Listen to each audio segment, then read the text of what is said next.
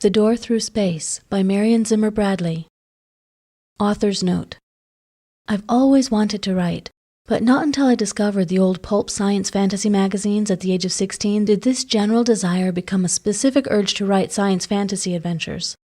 I took a lot of detours on the way. I discovered SF in its golden age, the age of Kuttner, C.L. Moore, Lee Brackett, Ed Hamilton, and Jack Vance. But while I was still collecting rejection slips for my early efforts, the fashion changed.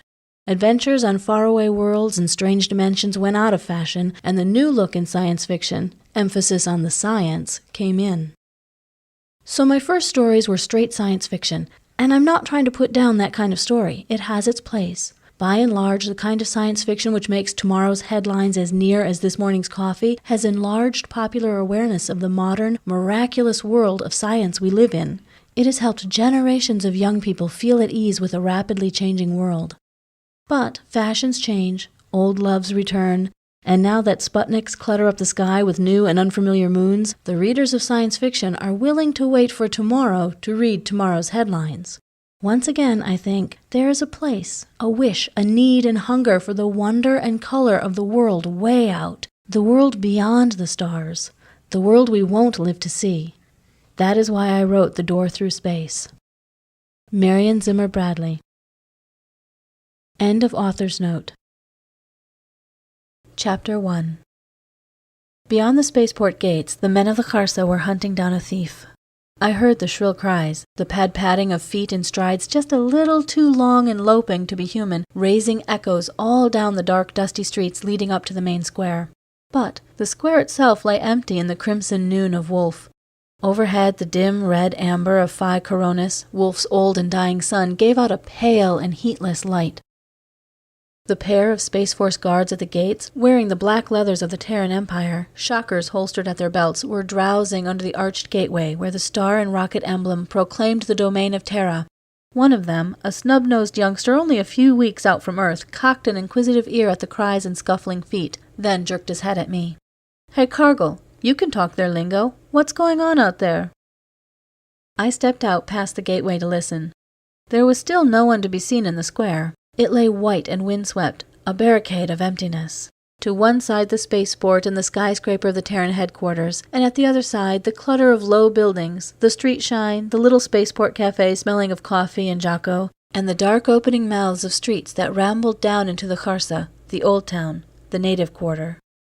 But I was alone in the square with the shrill cries, closer now, raising echoes from the enclosing walls, and the loping of many feet down one of the dirty streets. Then I saw him running, dodging a hail of stones flying around his head, someone or something small and cloaked and agile. Behind him, the still faceless mob howled and threw stones. I could not yet understand the cries, but they were out for blood, and I knew it. I said briefly, "Trouble coming," just before the mob spilled out into the square. The fleeing dwarf stared about wildly for an instant, his head jerking from side to side so rapidly that it was impossible to get even a fleeting impression of his face, human or non-human, familiar or bizarre. Then, like a pellet loosed from its sling, he made straight for the gateway and safety. And behind him, the loping mob yelled and howled and came pouring over half the square. Just half. Then, by that sudden intuition which permeates even the most crazed mob with some semblance of reason, they came to a ragged halt, heads turning from side to side. I stepped up on the lower step of the headquarters building and looked over them. Most of them were Chaks, the furred, man-tall non-humans of the Kharsa, and not the better class. Their fur was unkempt, their tails naked with filth and disease, their leather aprons hung in tatters. One or two in the crowd were humans, the dregs of the Kharsa. But the star and rocket emblem blazoned across the spaceport gates sobered even the wildest bloodlust somewhat. They milled and shifted uneasily in their half of the square. For a moment I did not see where their quarry had gone. Then I saw him crouched not 4 feet from me in a patch of shadow. Simultaneously the mob saw him huddled just beyond the gateway, and a howl of frustration and rage went ringing round the square. Someone threw a stone. It zipped over my head, narrowly missing me, and landed at the feet of the black-leathered guard. He jerked his head up and gestured with the shocker which had suddenly come unholstered. The gesture should have been enough. On Wolf, Terran law has been written in blood and fire and exploding atoms, and the line is drawn firm and clear. The men of the Space Force do not interfere in the Old Town, or in any of the native cities. But when violence steps over the threshold, passing the blazon of the star and rocket, punishment is swift and terrible. The threat should have been enough. Instead, a howl of abuse went up from the crowd. "Tyrannin! Son of the ape!" The Space Force guards were shoulder to shoulder behind me now. The snub-nosed kid, looking slightly pale, called out, "Get inside the gates, Cargill, if I have to shoot." The older man motioned him to silence. "Wait. Cargill," he called. I nodded to show that I heard. "You talk their lingo. Tell them to haul off. Damned if I want to shoot." I stepped down and walked into the open square, across the crumbled white stones toward the ragged mob. Even with 2 armed Space Force men at my back, it made my skin crawl, but I flung up my empty hand in token of peace. "Take your mob out of the square," I shouted in the jargon of the Kharsa. "This territory is held in compact of peace. Settle your quarrels elsewhere." There was a little stirring in the crowd. The shock of being addressed in their own tongue instead of the Terran standard which the Empire had forced on Wolf held them silent for a minute. I had learned that long ago, that speaking in any of the languages of Wolf would give me a minute's advantage. But only a minute. Then one of the mob yelled, "We'll go if you give him to us! He's no right to Terran sanctuary!" I walked over to the huddled dwarf, miserably trying to make himself smaller against the wall. I nudged him with my foot. "Get up. Who are you?" The hood fell away from his face as he twitched to his feet. He was trembling violently. In the shadow of the hood I saw a furred face, a quivering velvety muzzle, and great soft golden eyes which held intelligence and terror. "What have you done? Can't you talk?" He held out the tray which he had shielded under his cloak, an ordinary peddler's tray. "Toys. Sell toys. Children. You got 'em?" I shook my head and pushed the creature away, with only a glance at the array of delicately crafted mannequins, tiny animals, prisms, and crystal whirligigs. "You'd better get out of here. Scram! Down that street," I pointed. A voice from the crowd shouted again, and it had a very ugly sound. "He's a spy of Nebram!" Nebran! The dwarfish non-human gabbled something, then doubled behind me. I saw him dodge, feint in the direction of the gates, then, as the crowd surged that way, run for the street shrine across the square, slipping from recess to recess of the wall. A hail of stones went flying in that direction. The little toy seller dodged into the street shrine. Then there was a hoarse "Ah!" of terror, and the crowd edged away, surged backward. The next minute it had begun to melt away, its entity dissolving into separate creatures, slipping into the side alleys and the dark streets that disgorged into the square. Within 3 minutes the square lay empty again in the pale crimson noon. The kid in black leather let his breath go and swore, slipping his shocker into his holster. He stared and demanded profanely, "Where'd the little fellow go?" "Who knows?" the other shrugged. "Probably sneaked into one of the alleys. Did you see where he went, Cargill?" I came slowly back to the gateway. To me, it had seemed that he ducked into the street shrine and vanished into thin air, but I've lived on Wolf long enough to know you can't trust your eyes here. I said so, and the kid swore again, gulping, more upset than he wanted to admit. "Does this kind of thing happen often?" "All the time," his companion assured him soberly, with a sidewise wink at me. I didn't return the wink. The kid wouldn't let it drop. "Where did you learn their lingo, Mr. Cargill?" "I've been on Wolf a long time," I said, spun on my heel and walked toward headquarters. I tried not to hear, but their voices followed me anyhow, discreetly lowered, but not lowered enough. "Kid, don't you know who he is? That's Cargill of the Secret Service. 6 years ago, he was the best man in intelligence, before—" The voice lowered another decibel, and then there was the kid's voice asking, shaken, "But what the hell happened to his face?" I should have been used to it by now. I'd been hearing it, more or less behind my back, for 6 years. Well, if my luck held, I'd never hear it again. I strode up the white steps of the skyscraper to finish the arrangements that would take me away from Wolf forever. To the other end of the Empire. To the other end of the galaxy. Anywhere, so long as I need not wear my past like a medallion around my neck, or blazoned and branded on what was left of my ruined face. End of Chapter 1. Chapter 2. The Terran Empire has set its blazon on 400 planets circling more than 300 suns. But no matter what the color of the sun, the number of the moons overhead, or the geography of the planet, once you step inside a headquarters building, you are on Earth. And Earth would be alien to many who call themselves Earthmen, judging by the strangeness I always felt when I stepped into that marble and glass world inside the skyscraper. I heard the sound of my steps ringing into thin resonance along the marble corridor, and squinted my eyes, readjusting them painfully to the cold yellowness of the lights. The traffic division was efficiency, made insolent, in glass and chrome and polished steel, mirrors and windows and looming electronic clerical machines. Most of one wall was taken up by a TV monitor, which gave a view of the spaceport, a vast, open space lighted with blue-white mercury vapor lamps and a chained-down skyscraper of a starship littered over with swarming ants. The process crew was getting the big ship ready for skylift tomorrow morning. I gave it a second and then a third look. I'd be on it when it lifted. Turning away from the monitored spaceport, I watched myself stride forward in the mirrored surfaces that were everywhere. A tall man, a lean man, bleached out by years under a red sun and deeply scarred on both cheeks and around the mouth. Even after 6 years behind a desk, my neat business clothes, suitable for an Earthman with a desk job, didn't fit quite right, and I still rose unconsciously on the balls of my feet, approximating the lean, stooping walk of a dry-towner from the Coronis Plains. The clerk behind the sign marked transportation was a little rabbit of a man with a sun-lamp tan, barricaded by a small-sized spaceport of desk, and looking as if he liked being shut up there. He looked up in civil inquiry. "Can I do something for you?" "My name's Cargill. Have you a pass for me?" He stared. A free pass aboard a starship is rare except for professional spacemen, which I obviously wasn't. "Let me check my records," he hedged, and punched scanning buttons on the glassy surface. Shadows came and went, and I saw myself half reflected, a tipsy shadow in a flurry of racing colors. The patterns finally stabilized, and the clerk read off names. Brill, Cameron. Ah, yes. Cargill, Race Andrew. Department 38, Transfer Transportation. Is that you?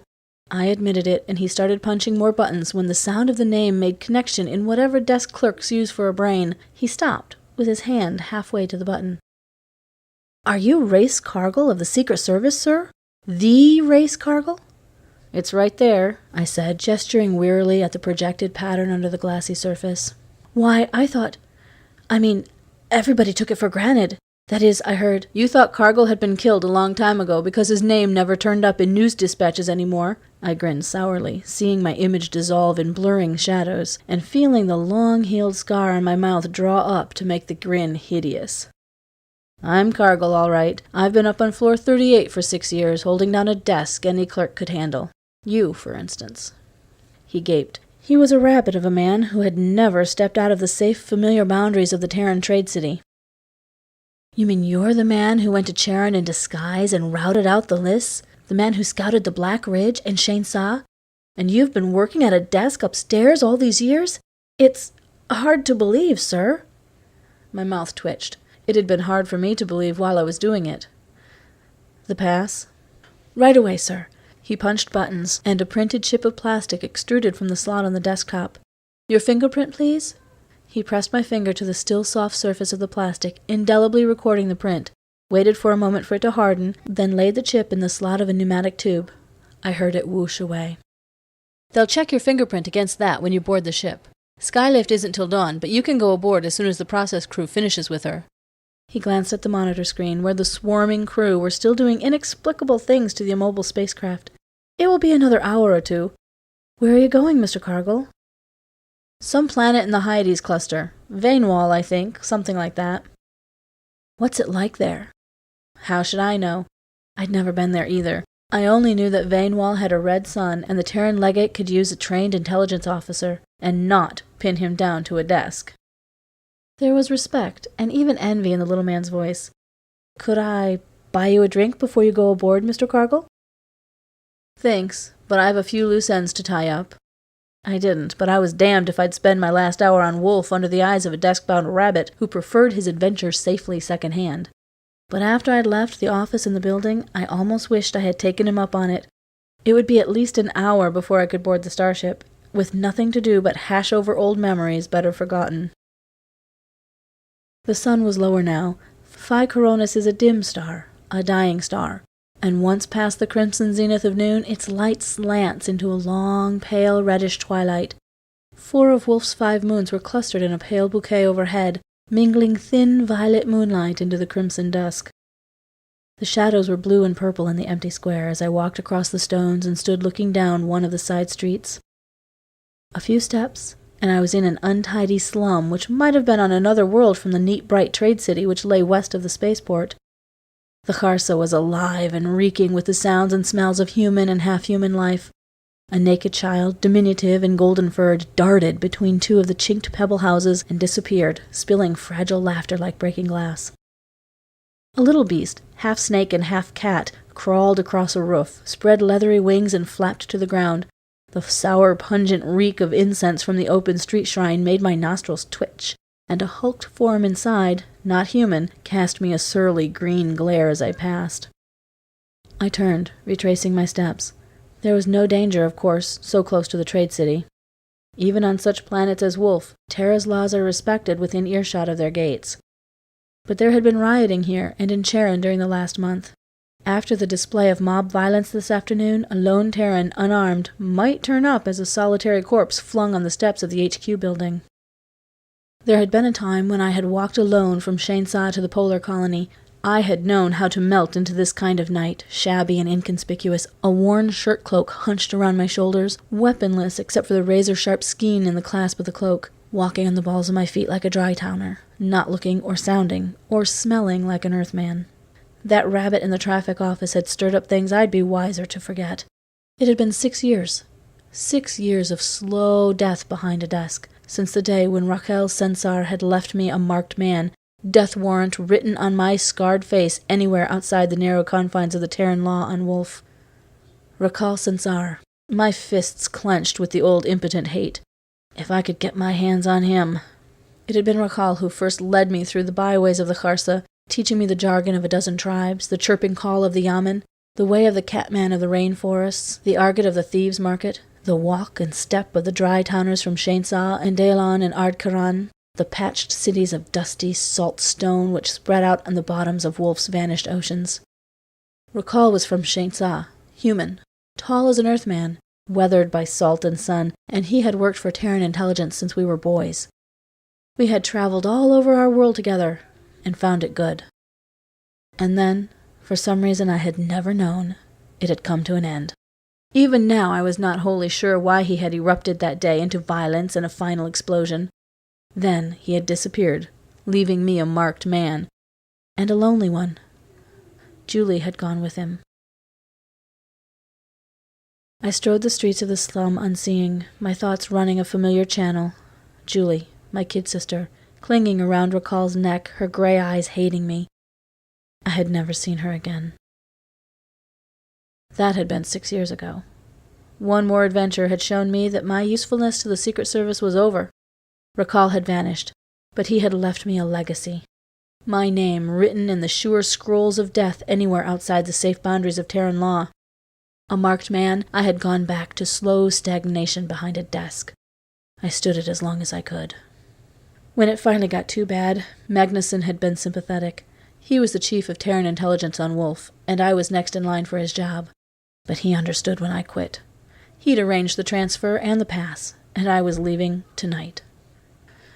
I was nearly back to the spaceport by now, across from the street shrine at the edge of the square.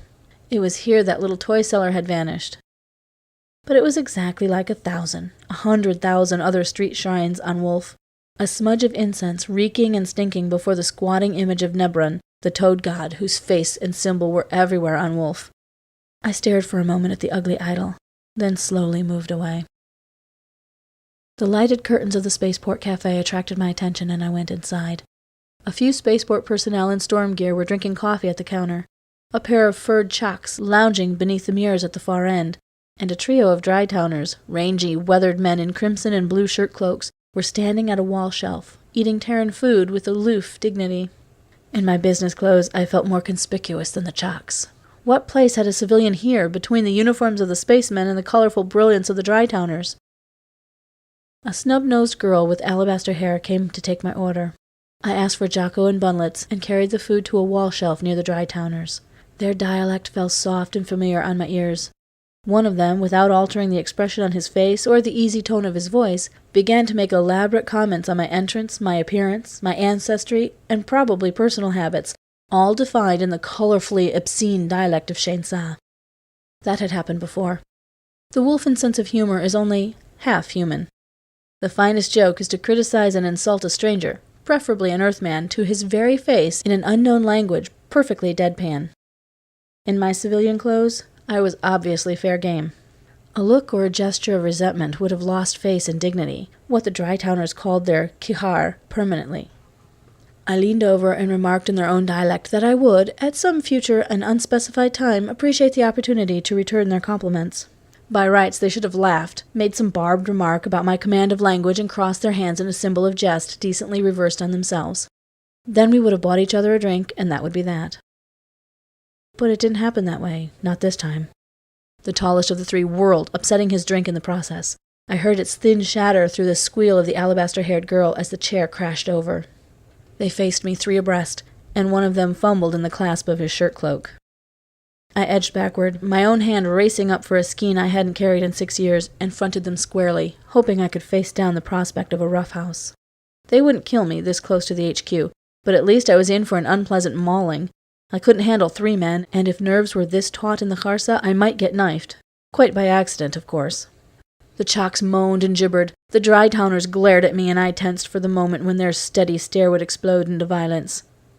Then I became aware that they were gazing, not at me, but at something or someone behind me. The skeins snicked back into the clasps of their cloaks.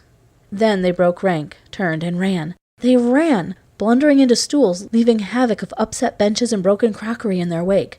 One man barged into the counter, swore, and ran on, limping. I let my breath go. Something had put the fear of God into those brutes, and it wasn't my own ugly mug. I turned and saw the girl. She was slight, with waving hair like spun black glass, circled with faint tracery of stars. A black glass belt bound her narrow waist like clasped hands, and her robe, stark white, bore an ugly embroidery across the breast, the flat sprawl of a conventionalized toad god, Nebran. Her features were delicate, chiseled, pale, a Dry-town face, all human, all woman, but set in an alien and unearthly repose. The great eyes gleamed red. They were fixed, almost unseeing, but the crimson lips were curved with inhuman malice. She stood motionless, looking at me as if wondering why I had not run with the others. In half a second the smile flickered off and was replaced by the startled look of recognition. Whoever and whatever she was, she had saved me a mauling. I started to phrase formal thanks, then broke off in astonishment. The cafe had emptied, and we were entirely alone. Even the Chocks had leaped through an open window. I saw the whisk of a disappearing tail. We stood frozen, looking at one another while the toad god sprawled across her breasts, rose and fell for 6 breaths. Then I took 1 step forward, and she took 1 step backward at the same instant. In one swift movement she was outside in the dark street. It took me only an instant to get into the street after her, but as I stepped across the door, there was a little stirring in the air like the rising of heat waves across the salt flats at noon. Then the street shrine was empty, and nowhere was there any sign of the girl. She had vanished. She simply was not there. I gaped at the empty shrine. She had stepped inside and vanished, like a wraith of smoke, like the little toy seller they had hunted out of the Kharsa. There were eyes in the street again, and, becoming aware of where I was, I moved away. The shrines of Nebran are on every corner of Wolf, but this is one instance when familiarity does not breed contempt. The street was dark and seemed empty, but it was packed with all the little noises of living. I was not unobserved, and meddling with a street shrine would be just as dangerous as the skeins of my 3 loudmouthed Dry-town roughnecks. I turned and crossed the square for the last time, turning toward the loom of the spaceship, filing the girl away as just another riddle of Wolf I'd never solve. How wrong I was. End of Chapter 2. Chapter 3. From the spaceport gates, exchanging brief greetings with the guards, I took a last look at the Kharsa. For a minute I toyed with the notion of just disappearing down one of those streets. It's not hard to disappear on Wolf, if you know how, and I knew, or had known once. Loyalty to Terra? What had Terra given me except a taste of color and adventure out there in the dry towns, and then taken it away again? If an Earthman is very lucky and very careful, he lasts about 10 years in intelligence. I had had 2 years more than my share, and I still knew enough to leave my Terran identity behind like a worn-out jacket. I could seek out Rakal, settle our blood feud. see Julie again. How could I see Julie again? As her husband's murderer? No other way. Blood feud on Wolf is a terrible and elaborate ritual of the Code Duello, and once I stepped outside the borders of Terran law, sooner or later Raquel and I would meet, and one of us would die. I looked back, just once, at the dark, rambling streets away from the square. Then I turned toward the blue-white lights that hurt my eyes and the starship that loomed huge and hateful before me. A steward in white took my fingerprint and led me to a coffin-sized chamber. He brought me coffee and sandwiches. I hadn't, after all, eaten in the spaceport cafe. Then got me into the skyhook and strapped me deftly and firmly into the acceleration cushions, tugged at the Garrison belts until I ached all over. A long needle went into my arm, the narcotic that would keep me safely drowsy all through the terrible tug of interstellar acceleration. Doors clanged, buzzers vibrated lower down in the ship. Men tramped the corridors, calling to one another in the language of the spaceports. I understood 1 word in 4. I shut my eyes, not caring. At the end of the trip there would be another star, another world, another language, another life. I had spent all my adult life on Wolf. Julie had been a child under the red star, but it was a pair of wide crimson eyes and black hair combed into ringlets like spun black glass that went down with me into the bottomless pit of sleep. Someone was shaking me. "Aw, come on, Cargill. Wake up, man. Shake your boots." My mouth, foul-tasting and stiff, fumbled at the shapes of words. "What happened? What do you want?" My eyes throbbed. When I got them open, I saw 2 men in black leathers bending over me. We were still inside gravity. "Get out of the skyhook. You're coming with us." "What?" Even through the layers of the sedative, that got to me. Only a criminal under interstellar law can be removed from a passage-paid starship once he has formally checked in on board. I was legally, at this moment, on my planet of destination. "I haven't been charged." "Did I say you had?" snapped one man. "Shut up, he's doped," the other said hurriedly. "Look," he continued, pronouncing every word loudly and distinctly. "Get up now. Come with us. The coordinator will hold up blastoff if we don't get off in 3 minutes, and operations will scream. Come on, please." Then I was stumbling along the lighted, empty corridor, swaying between the 2 men, foggily realizing the crew must think me a fugitive caught trying to leave the planet. The locks dilated. A uniformed spaceman watched us, fussily regarding a chronometer. He fretted. "The dispatcher's office." "We're doing the best we can," the Space Force man said. "Can you walk, Cargill?" I could, though my feet were a little shaky on the ladders. The violet moonlight had deepened to mauve, and gusty winds spun tendrils of grit across my face. The Space Force men shepherded me, one on either side, to the gateway. "What the hell is all this? Is something wrong with my pass?" The guard shook his head. "How would I know? Magnuson put out the order. Take it up with him." "Believe me," I muttered. "I will." They looked at each other. "Hell," said one, "he's not under arrest. We don't have to haul him around like a convict. Can you walk all right now, Cargill? You know where the Secret Service office is, don't you? Floor 38? The chief wants you. And make it fast." I knew it made no sense to ask questions. They obviously knew no more than I did. I asked anyhow. "Are they holding the ship for me? I'm supposed to be leaving on it." "Not that one," the guard answered, jerking his head toward the spaceport. I looked back, just in time to see the dust-dimmed ship leap upward, briefly whitening in the field of searchlights, and vanish into the surging clouds above. My head was clearing fast, and anger speeded up the process. The HQ building was empty in the chill silence of just before dawn. I had to rout out a dozing elevator operator, and as the lift swooped upward, my anger rose with it. I wasn't working for Magnuson anymore. What right had he, or anybody, to grab me off an outbound starship like a criminal? By the time I barged into his office, I was spoiling for a fight. The Secret Service office was full of grayish-pink morning and yellow lights left on from the night before. Magnuson, at his desk, looked as if he'd slept in his rumpled uniform. He was a big bull of a man, and his littered desk looked, as always, like the track of a typhoon in the salt flats. The clutter was weighed down here and there with solidopic cubes of the 5 Magnuson youngsters, and as usual, Magnuson was fiddling with one of the cubes. He said, not looking up, "Sorry to pull this at the last minute, Race. There was just time to put out a pull order and get you off the ship, but no time to explain." I glared at him. "Seems I can't even get off the planet without trouble. You raised hell all the time I was here, but when I try to leave, What is this, anyhow? I'm sick of being shoved around. Magnuson made a conciliating gesture. Wait until you hear, he began, and broke off, looking at someone who was sitting in the chair in front of his desk, somebody whose back was turned to me. Then the person twisted, and I stopped cold, blinking and wondering if this were a hallucination and I'd wake up in the starship Skyhook far out in space. Then the woman cried, Race! Race! Don't you know me? I took one dazed step, and another. Then she flew across the space between us, her thin arms tangling around my neck, and I caught her up, still disbelieving. Julie? Oh, Race, I thought I'd die when Mac told me you were leaving tonight. It's been the only thing that's kept me alive, knowing I'd see you. She sobbed and laughed, her face buried in my shoulder. I let her cry for a minute, then held my sister at arm's length. For a moment I had forgotten the 6 years that lay between us.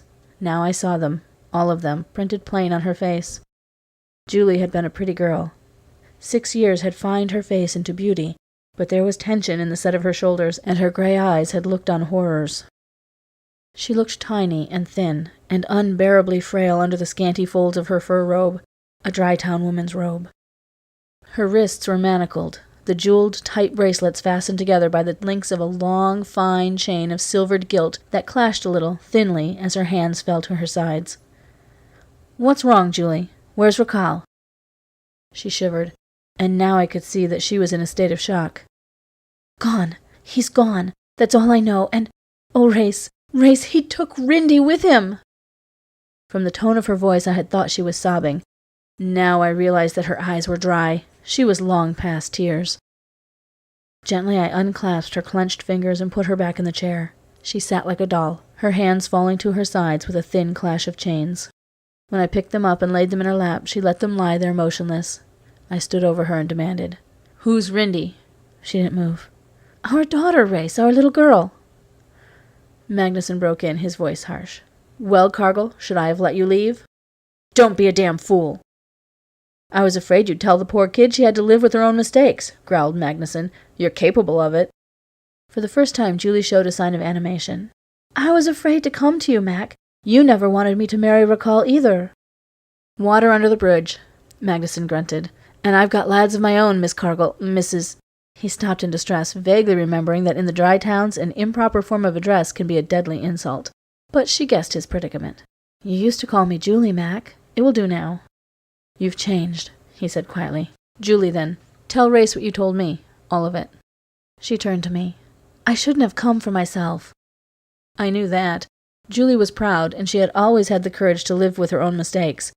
When I first saw her, I knew this wouldn't be anything so simple as the complaint of an abused wife, or even an abandoned or deserted mother. I took a chair, watching her, and listening. She began. You made a mistake when you turned Rakal out of the service, Mac. In his way, he was the most loyal man you had on Wolf. Magnuson had evidently not expected her to take this tack. He scowled and looked disconcerted, shifting uneasily in his big chair. But when Julie did not continue, obviously awaiting his answer, he said, Julie, he left me no choice.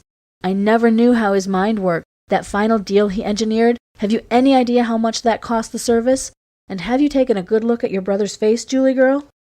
Julie raised her eyes slowly, and I saw her flinch.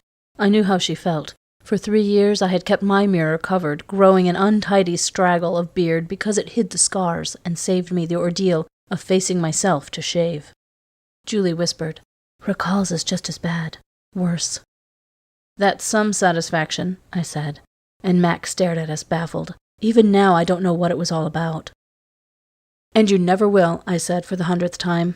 We've been over this before. Nobody could understand it unless he'd lived in the Dry Towns. Let's not talk about it. You talk, Julie. What brought you here like this? What about the kid? There's no way I can tell you the end without telling you the beginning, she said reasonably. At first, Rakal worked as a trader in Shainsa. I wasn't surprised. The Dry Towns were the core of Terran trade on Wolf, and it was through their cooperation that Terra existed here peaceably, on a world only half human, or less. The men of the Dry Towns existed strangely poised between two worlds. They had made dealings with the first Terran ships, and thus gave entrance to the wedge of the Terran Empire.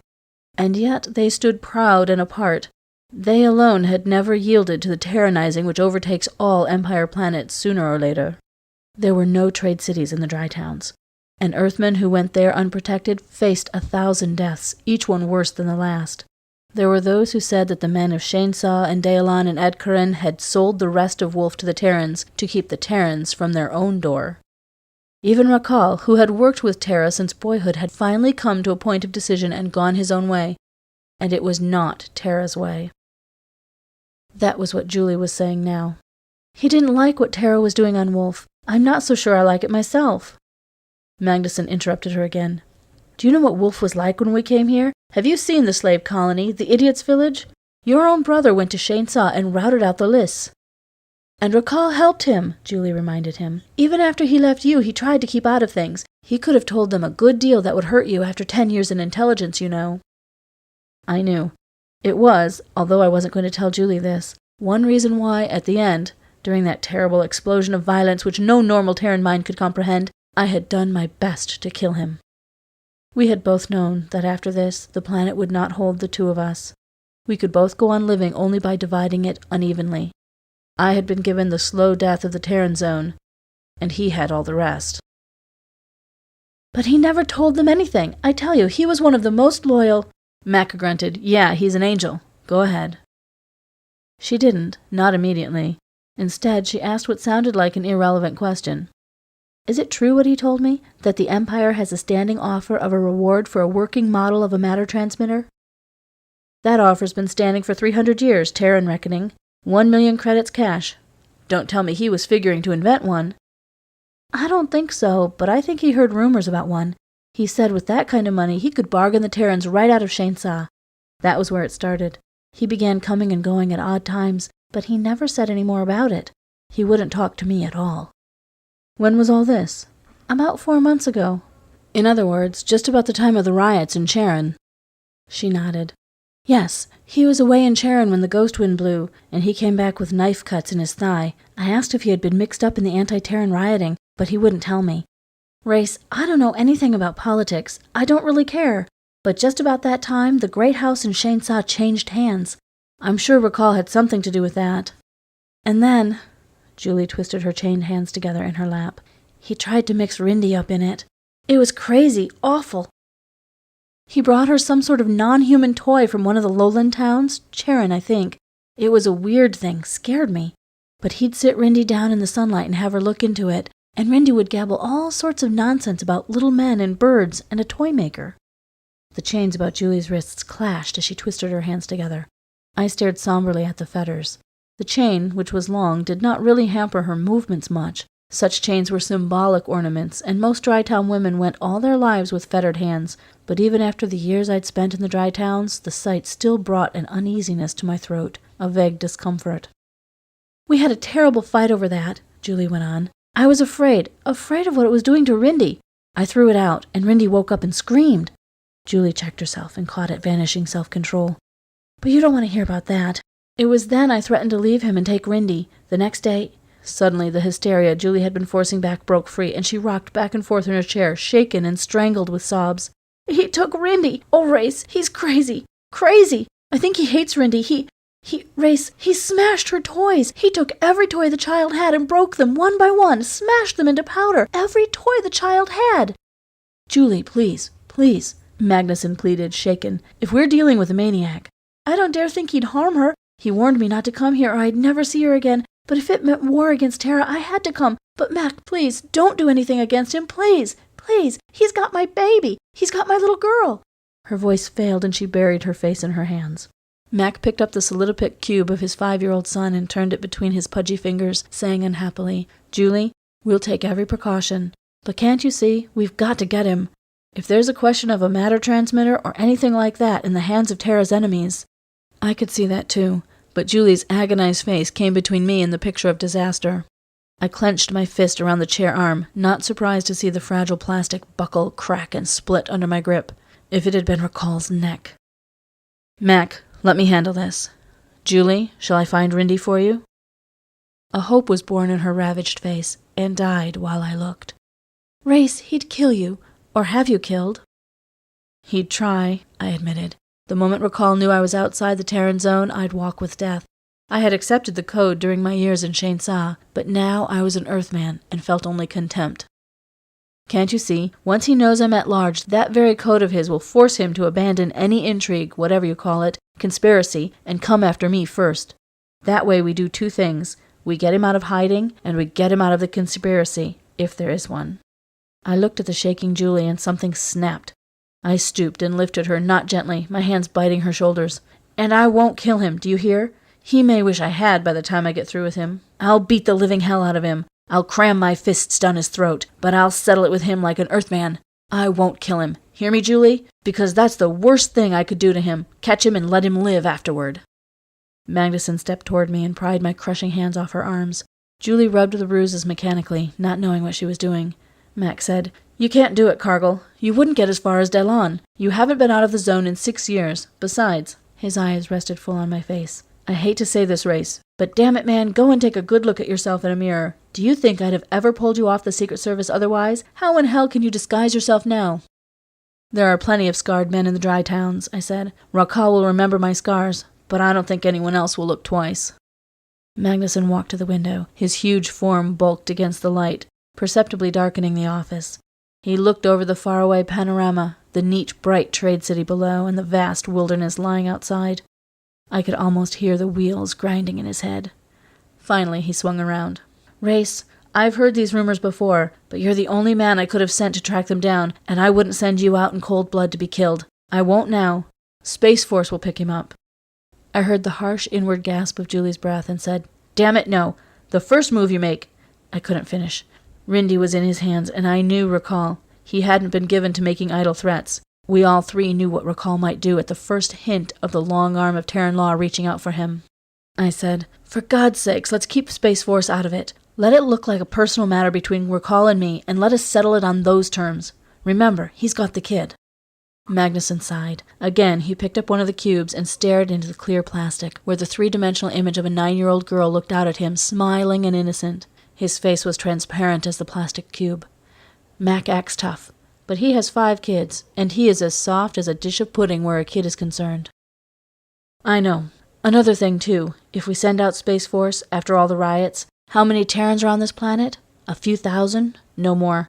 What chance would we have if it turned into a full-scale rebellion?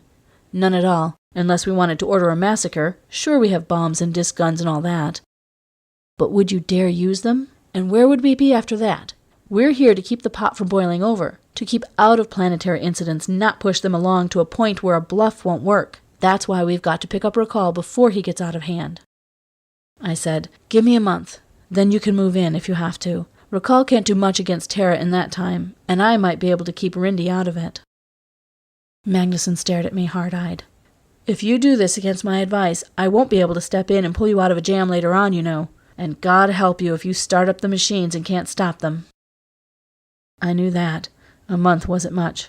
Wolf is 40,000 miles of diameter, at least half unexplored, mountain and forest swarming with non-human and semi-human cities where the Terrans had never been.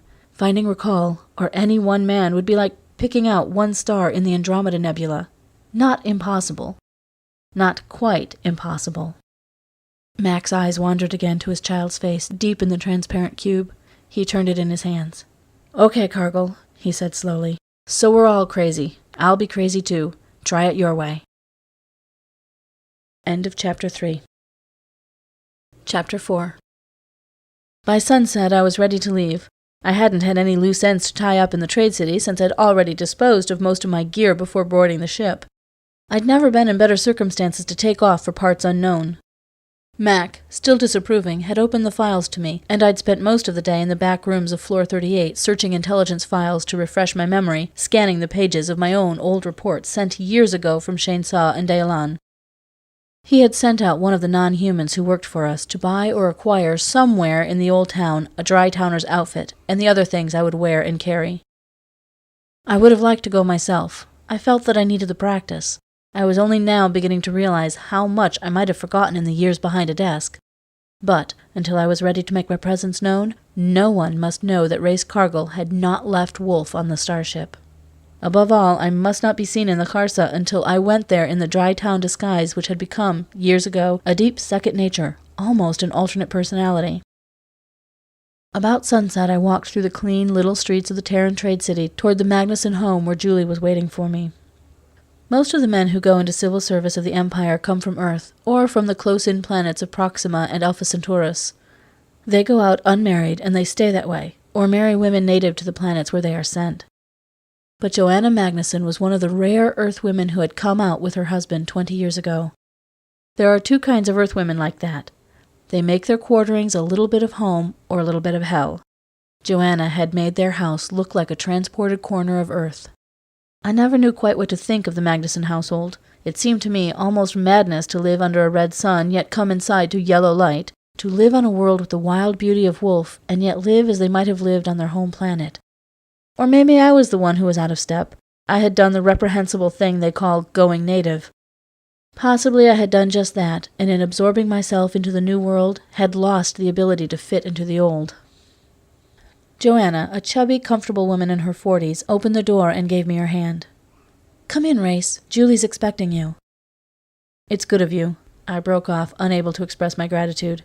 Julie and I had come from Earth. Our father had been an officer on the old starship Landfall when Julie was only a child. He had died in a wreck off Procyon, and Mac Magnuson had found me a place in intelligence because I spoke 4 of the Wolf languages and haunted the Kharsa with recall whenever I could get away. They had also taken Julie into their own home, like a younger sister. They hadn't said much, because they had liked Recall when the breakup came. But that terrible night when Recall and I nearly killed each other, and Recall came with his face bleeding and took Julie away with him, had hurt them hard. Yet it had made them all the kinder to me. Joanna said forthrightly, "Nonsense, Race. What else could we do?" She drew me along the hall. "You can talk in here." I delayed a minute before going through the door she indicated. "How is Julie?" "Better, I think. I put her to bed in Meadows' room, and she slept most of the day. She'll be all right. I'll leave you to talk." Joanna opened the door and went away. Julie was awake and dressed, and already some of the terrible frozen horror was gone from her face. She was still tense and devil-ridden, but not hysterical now. The room, one of the children's bedrooms, wasn't a big one. Even at the top of the Secret Service, a cop doesn't live too well. Not on Terra's civil service pay scale. Not with 5 youngsters. It looked as if all 5 of the kids had taken it to pieces one at a time. I sat down on a too-low chair and said, "Julie, we haven't much time. I've got to be out of the city before dark. I want to know about Recall, what he does, what he's like now. Remember, I haven't seen him for years. Tell me everything. His friends, his amusements, everything you know." "I always thought you knew him better than I did." Julie had a fidgety little way of coiling the links of the chain around her wrists, and it made me nervous. "It's routine, Julie. Police work. Mostly I play by ear, but I try to start out by being methodical." She answered everything I asked her, but the sum total wasn't much, and it wouldn't help much. As I said, it's easy to disappear on Wolf. Julie knew he had been friendly with the new holders of the great house on Shainsa, but she didn't even know their name. I heard one of the Magnuson children fly to the street door and return, shouting for her mother. Joanna knocked at the door of the room and came in. "There's a Chuck outside who wants to see you, Race." I nodded. "Probably my fancy dress. Can I change in the back room, Joanna? Will you keep my clothes here till I get back?" I went to the door and spoke to the furred non-human in the sibilant jargon of the Kharsa, and he handed me what looked like a bundle of rags. There were hard lumps inside. The Chuck said softly, "I hear a rumor in the Kharsa, Race. Perhaps it will help you. 3 men from Shainsa are in the city. They came here to seek a woman who has vanished, and a toy maker. They are returning at sunrise. Perhaps you can arrange to travel in their caravan." I thanked him and carried the bundle inside. In the empty back room, I stripped to the skin and unrolled the bundle. There was a pair of baggy, striped breeches, a worn and shabby shirt cloak with capacious pockets, a looped belt with half the gilt rubbed away and the base metal showing through, and a scuffed pair of ankle boots tied with frayed thongs of different colors. There was a little cluster of amulets and seals. I chose 2 or 3 of the commonest kind and strung them around my neck. One of the lumps in the bundle was a small jar, holding nothing but the ordinary spices sold in the market, with which the average dry towner flavors food. I rubbed some of the powder on my body, put a pinch in the pocket of my shirt cloak, and chewed a few of the buds, wrinkling my nose at the long, unfamiliar pungency. The second lump was a skein, and unlike the worn and shabby garments, this was brand new, and sharp, and bright, and its edge held a razor glint. I tucked it into the clasp of my shirt cloak, a reassuring weight. It was the only weapon I could dare to carry. The last of the solid objects in the bundle was a flat wooden case, about 9 by 10 inches. I slid it open. It was divided carefully into sections cushioned with sponge-absorbent plastic, and in them lay tiny slips of glass, on Wolf as precious as jewels. They were lenses. Camera lenses, microscope lenses, even eyeglass lenses. Packed close, there were nearly 100 of them nested by the shock-absorbent stuff. They were my excuse for travel to Shainsa. Over and above the necessities of trade, a few items of Terran manufacture, vacuum tubes, transistors, lenses for cameras and binoculars, liquors, and finely forged small tools, are literally worth their weight in platinum. Even in cities where Terrans have never gone, these things bring exorbitant prices, and trading in them is a dry town privilege. Rakal had been a trader, so Julie told me, in fine wire and surgical instruments. Wolf is not a mechanized planet and has never developed any indigenous industrial system. The psychology of the non-human seldom runs to technological advances. I went down the hallway again to the room where Julie was waiting. Catching a glimpse in a full-length mirror, I was startled. All traces of the Terran civil servant, clumsy and uncomfortable in his ill-fitting clothes, had dropped away. A dry-towner, rangy and scarred, looked out at me, and it seemed that the expression on his face was one of amazement. Joanna whirled as I came into the room and visibly paled before recovering her self-control. She gave me a nervous little giggle. "Goodness, Race, I didn't know you," Julie whispered. "Yes, I remember you better like that. You look so much like—" The door flew open, and Mickey Magnuson scampered into the room, a chubby little boy, browned by a Terra-type sun lamp and glowing with health. In his hand he held some sparkling thing that gave off tiny flashes and glints of color. I gave the kid a grin before I realized that I was disguised anyhow, and probably a hideous sight. The little boy backed off, but Joanna put her plump hand on his shoulder, murmuring soothing things. Mickey toddled toward Julie, holding up the shining thing in his hands as if to display something very precious and beloved. Julie bent and held out her arms. Then her face contracted, and she snatched at the plaything. "Mickey, what's that?" He thrust it protectively behind his back. "Mine!" "Mickey, don't be naughty," Joanna chided. "Please let me see," Julie coaxed, and he brought it out, slowly, still suspicious. It was an angled prism of crystal, star-shaped, set in a frame which could get the stars spinning like a solidopic, but it displayed a new and comical face every time it was turned. Mickey turned it round and round, charmed at being the center of attention. There seemed to be dozens of faces, shifting with each spin of the prism, human and non-human, all dim and slightly distorted. My own face, Julie's, Joanna's, came out of the crystal surface. Not a reflection, but a caricature. A choked sound from Julie made me turn in dismay. She had let herself drop to the floor and was sitting there, white as death, supporting herself with her two hands. "Race, find out where he got that thing."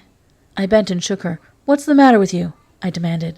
She had lapsed into the dazed, sleepwalking horror of this morning. She whispered, "It's not a toy. Rindy had one. Joanna, where did he get it?" She pointed at the shining thing with an expression of horror which would have been laughable had it been less real, less filled with terror. Joanna cocked her head to one side and wrinkled her forehead reflectively. "Why, I don't know, now you come to ask me.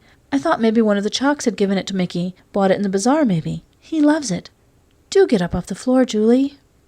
Julie scrambled to her feet. She said, "Rindy had one. It terrified me. She would sit and look at it by the hour, and I told you about it, Race. I threw it out once, and she woke up and screamed. She shrieked for hours and hours, and she ran out in the dark and dug for it in the trash pile where I'd buried it. She went out in the dark, broke all her fingernails, but she dug it out again." She checked herself, staring at Joanna, her eyes wide in appeal. "Well, dear," said Joanna with mild rebuking kindness, "you needn't be so upset. I don't think Mickey's so attached to it as all that, and anyhow, I'm not going to throw it away." She patted Julie reassuringly on the shoulder, then gave Mickey a little shove toward the door and turned to follow him. "You'll want to talk alone before Race leaves. Good luck wherever you're going, Race." She held out her hand forthrightly. "And don't worry about Julie," she added in an undertone. "We'll take good care of her." When I came back to Julie, she was standing by the window, looking through the oddly filtered glass that dimmed the red sun to orange. "Joanna thinks I'm crazy, Race." "She thinks you're upset." "Rindy's an odd child, a real dry-towner. But it's not my imagination, Race, it's not. There's something—" Suddenly she sobbed aloud again. "Homesick, Julie?" "I was, a little, the first years, but I was happy, believe me." She turned her face to me, shining with tears. "You've got to believe I never regretted it for a minute." "I'm glad," I said dully. "That made it just fine." "Only that toy—" "Who knows? It might be a clue to something." The toy had reminded me of something too, and I tried to remember what it was. I'd seen non-human toys in the Kharsa, even bought them for Mac's kids. When a single man is invited frequently to a home with 5 youngsters, It's about the only way he can repay that hospitality, by bringing the children odd trifles and knickknacks. But I had never seen anything quite like this one until yesterday. The toy seller they had hunted out of the Kharsa, the one who had fled into the shrine of Nebran and vanished. He had had half a dozen of those prism and star sparklers. I tried to call up a mental picture of the little toy seller. I didn't have much luck. I'd seen him only in that one swift glance from beneath his hood. Julie, have you ever seen a little man? Like a Chak, only smaller, twisted, hunchbacked? He sells toys. She looked blank. I don't think so, although there are dwarf Chaks in the polar cities, but I'm sure I've never seen one. It was just an idea, but it was something to think about. A toy seller had vanished. Rakal, before disappearing, had smashed all Rindy's toys, and the sight of a plaything of cunningly cut crystal had sent Julie into hysterics. I'd better go before it's too dark, I said. I buckled the final clasp of my shirt cloak, fitted my skein another notch into it, and counted the money Mac had advanced me for expenses. I want to get into the Kharsa and hunt up a caravan to Shainsa. You're going there first? Where else? Julie turned, leaning one hand against the wall. She looked frail and ill, years older than she was. Suddenly she flung her thin arms around me, and a link of the chain on her fettered hand struck me hard as she cried out, Race! Race, he'll kill you! How can I live with that on my conscience, too? You can live with a hell of a lot on your conscience. I disengaged her arms firmly from my neck. A link of the chain caught on the clasp of my shirt cloak, and again something snapped inside me. I grasped the chain in my two hands and gave a mighty heave, bracing my foot against the wall. The link snapped asunder. A flying end struck Julie under the eye. I ripped at the seals of the jeweled cuffs, tore them from her arms, and threw the whole assembly into a corner where it fell with a clash. Damn it! I roared. That's over. You're never going to wear those things again. Maybe after 6 years in the Dry Towns, Julie was beginning to guess what those 6 years behind a desk had meant to me. Julie, I'll find your Rindy for you, and I'll bring Rakal in alive. But don't ask more than that. Just alive. And don't ask me how. He'd be alive when I got through with him. Sure he'd be alive. Just. End of Chapter 4. Chapter 5. It was getting dark when I slipped through the side gate, shabby and inconspicuous, into the spaceport square. Beyond the yellow lamps, I knew that the old city was beginning to take on life with the falling night. Out of the chinked pebble houses, men and women, human and non-human, came forth into the moonlit streets. If anyone noticed me cross the square, which I doubted, they took me for just another dry town vagabond, curious about the world of the strangers from beyond the stars, and who, curiosity satisfied, was drifting back where he belonged. I turned down one of the dark alleys that led away, and soon was walking in the dark. The Kharsa was not unfamiliar to me as a Terran, but for the last 6 years I had seen only its daytime face. I doubted if there were a dozen Earthmen in the old town tonight, though I saw one in the bazaar, dirty and lurching, drunk, one of those who run renegade and homeless between worlds, belonging to neither. This was what I had nearly become. I went further up the hill with the rising streets. Once I turned and saw below me the bright-lighted spaceport, the black, many-windowed loom of the skyscraper like a patch of alien shadow in the red-violet moonlight. I turned my back on them and walked on. At the fringe of the thieves' market, I paused outside a wine shop where dry-towners were made welcome. A golden, non-human child murmured something as she pattered by me in the street, and I stopped, gripped by a spasm of stage fright. Had the dialect of Shainsa grown rusty on my tongue? Spies were given short shrift on Wolf, and a mile from the spaceport I might as well have been on one of those moons. There were no spaceport shockers at my back now, and someone might remember the tale of an Earthman with a scarred face who had gone to Shainsa in disguise. I shrugged the shirt cloak around my shoulders, pushing the door, and went in. I had remembered that Rakal was waiting for me. Not beyond this door, but at the end of the trail, behind some other door, somewhere. And we have a byword in Shainsa. A trail without beginning has no end. Right there, I stopped thinking about Julie, Rindy, the Terran Empire, or what Rakal, who knew too many of Terra's secrets, might do if he had turned renegade. My fingers went up and stroked musingly the ridge of the scar tissue along my mouth. At that moment, I was thinking only of Rakal, of an unsettled blood feud, and of my revenge. Red lamps were burning inside the wine shop, where men reclined on frowsy couches. I stumbled over to one of them, found an empty place, and let myself sink down on it, arranging myself automatically in the sprawl of dry-towners indoors. In public, they stood, rigid and formal, even to eat and drink. Among themselves, anything less than a loose-limbed sprawl betrayed insulting watchfulness. Only a man who fears secret murder keeps himself on guard. A girl with a tangled rope of hair down her back came toward me. Her hands were unchained, meaning she was a woman of the lowest class, not worth safeguarding. Her fur smock was shabby and matted with filth. I sent her for wine. When it came, it was surprisingly good, the sweet and treacherous wine of Ardkaran. I sipped it slowly, looking round. If a caravan of Shainsa were leaving tomorrow, it would be known here. A word dropped that I was returning there would bring me, by iron-bound custom, an invitation to travel in their company. When I sent the woman for wine a second time, a man on a nearby couch got up and walked over to me. He was tall, even for a dry-towner, and there was something vaguely familiar about him. He was no riff-raff of the Kharsa either, for his shirt-cloak was of rich silk interwoven with metallic threads and crusted with heavy embroideries. The hilt of his skean was carved from a single green gem. He stood looking down at me for some time before he spoke. "I never forget a voice, although I cannot bring your face to mind. Have I a duty toward you?" I had spoken a jargon to the girl, but he addressed me in the lilting sing-song speech of Shainsa. I made no answer, gesturing him to be seated. On Wolf, formal courtesy requires a series of polite non-sequiturs, and while a direct question merely borders on rudeness, a direct answer is the mark of a simpleton. "A drink?" "I joined you unasked," he retorted, and summoned the tangle-headed girl. "Bring us better wine than this swill." With that word and gesture, I recognized him, and my teeth clamped hard on my lip. This was the loudmouth who had sworn fight in the Spaceport Cafe and run away before the dark girl with the sign of Nebran scrawled on her breast. But in this poor light he had not recognized me. I moved deliberately into the full red glow. If he did not know me for the Terran he had challenged last night in the Spaceport Cafe, it was unlikely that anyone else would.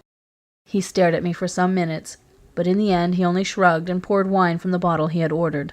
3 drinks later, I knew that his name was Catterall, and that he was a trader in wire and fine steel tools through the non-human towns.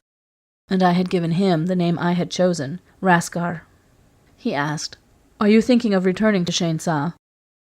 Wary of a trap, I hesitated, but the question seemed harmless, so I only countered, "Have you been long in the Kharsa?" "Several weeks." "Trading?" "No." He applied himself to the wine again. "I was searching for a member of my family." "Did you find him?" "Her," said Catterall, and ceremoniously spat. "No, I didn't find her. What is your business in Shainsa?" I chuckled briefly. "As a matter of fact, I am searching for a member of my family." He narrowed his eyelids, as if he suspected me of mocking him, but personal privacy is the most rigid convention of the Dry Towns, and such mockery showed a sensible disregard for prying questions if I did not choose to answer them. He questioned no further. "I can use an extra man to handle the loads. Are you good with pack animals? If so, you are welcome to travel under the protection of my caravan." I agreed. Then, reflecting that Julian Rakal must, after all, be known in Shainsa, I asked, "Do you know a trader who calls himself Censar?" He stared slightly. I saw his eyes move along my scars. Then reserve, like a lowered curtain, shut itself over his face, concealing a brief, satisfied glimmer. "No," he lied and stood up. "We leave at first daylight. Have your gear ready." He flipped something at me and I caught it in midair. It was a stone incised with Catterall's name and the ideographs of Shainsa. "You can sleep with the caravan if you care to. Show that token to Kuin." Catterall's caravan was encamped in a barred field, past the furthest gates of the Kharsa. About a dozen men were busy loading the pack animals, horses shipped in from Darkover mostly. I asked the first man I met for Quinn. He pointed out a burly fellow in a shiny red shirt-cloak who was busy chewing out one of the young men for the way he'd put a pack-saddle on his beast. Shainsa is a good language for cursing, but Quinn had a special talent at it. I blinked in admiration while I waited for him to get his breath so I could hand him Catterall's token. In the light of the fire, I saw what I'd half expected. He was the second of the Dry Towners who tried to rough me up in the Spaceport Cafe. Quinn barely glanced at the cut stone and tossed it back, pointing out one of the pack horses. "Load your personal gear on that one, then get busy and show this mush-headed wearer of sandals," an insult carrying particularly filthy implications in Shainsa, "how to fasten a pack strap." He drew a breath and began to swear at the luckless youngster again, and I relaxed. He evidently hadn't recognized me either. I took the strap in my hand, guiding it through the saddle loop. "Like that," I told the kid, and Quinn stopped swearing long enough to give me a curt nod of acknowledgement and point out a heap of boxed and crated objects. "Help him load up! We want to get clear of the city by daybreak," he ordered, and went off to swear at someone else. Catterall turned up at dawn, and a few minutes later the camp had vanished into a small scattering of litter, and we were on our way. Catterall's caravan, in spite of Quinn's cursing, was well managed and well handled. The men were dry towners, 11 of them, silent and capable, and most of them very young. They were cheerful on the trail, handling pack animals competently during the day, and spent most of the nights grouped around the fire, gambling silently on the fall of the cut crystal prisms they used for dice. 3 days out of the Kharsa, I began to worry about Quinn. It was, of course, a spectacular piece of bad luck to find all 3 of the men from the Spaceport Cafe in Catterall's caravan. Catterall had obviously not known me, and even by daylight he paid no attention to me except to give an occasional order. The second of the 3 was a gangling kid who probably never gave me a second look, let alone a third. But Quinn was another matter. He was a man my own age, and his fierce eyes had a shrewdness in them that I did not trust. More than once I caught him watching me, and on the 2 or 3 occasions when he drew me into conversation, I found his questions more direct than dry-town good manners allowed. I weighed the possibility that I might have to kill him before we reached Shainsa.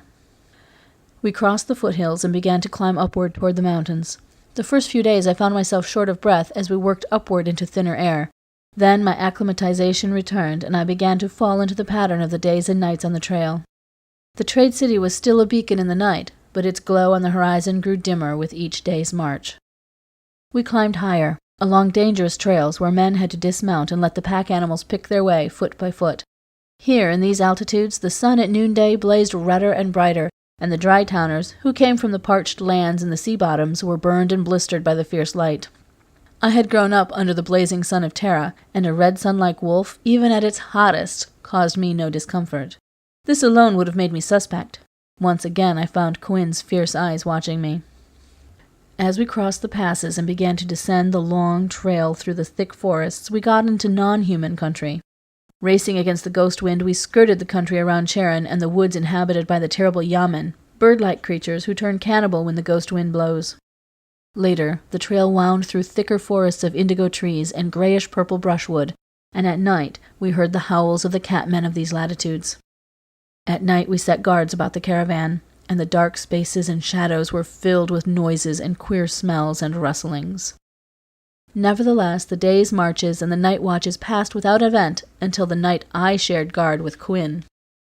I had posted myself at the edge of the camp, the fire behind me. The men were sleeping rolls of snores huddled close around the fire. The animals, hobbled with double ropes, front feet to hind feet, shifted uneasily and let out uncanny whines. I heard Quinn pacing behind me. I heard a rustle at the edge of the forest, a stir and whisper beyond the trees, and turned to speak to him, then saw him slipping away toward the outskirts of the clearing. For a moment I thought nothing of it, thinking that he was taking a few steps toward the gap in the trees where he had disappeared. I suppose I had the idea that he had slipped away to investigate some noise or shadow, and that I should be at hand. Then I saw the flicker of lights beyond the trees. Light from the lantern Quinn had been carrying in his hand.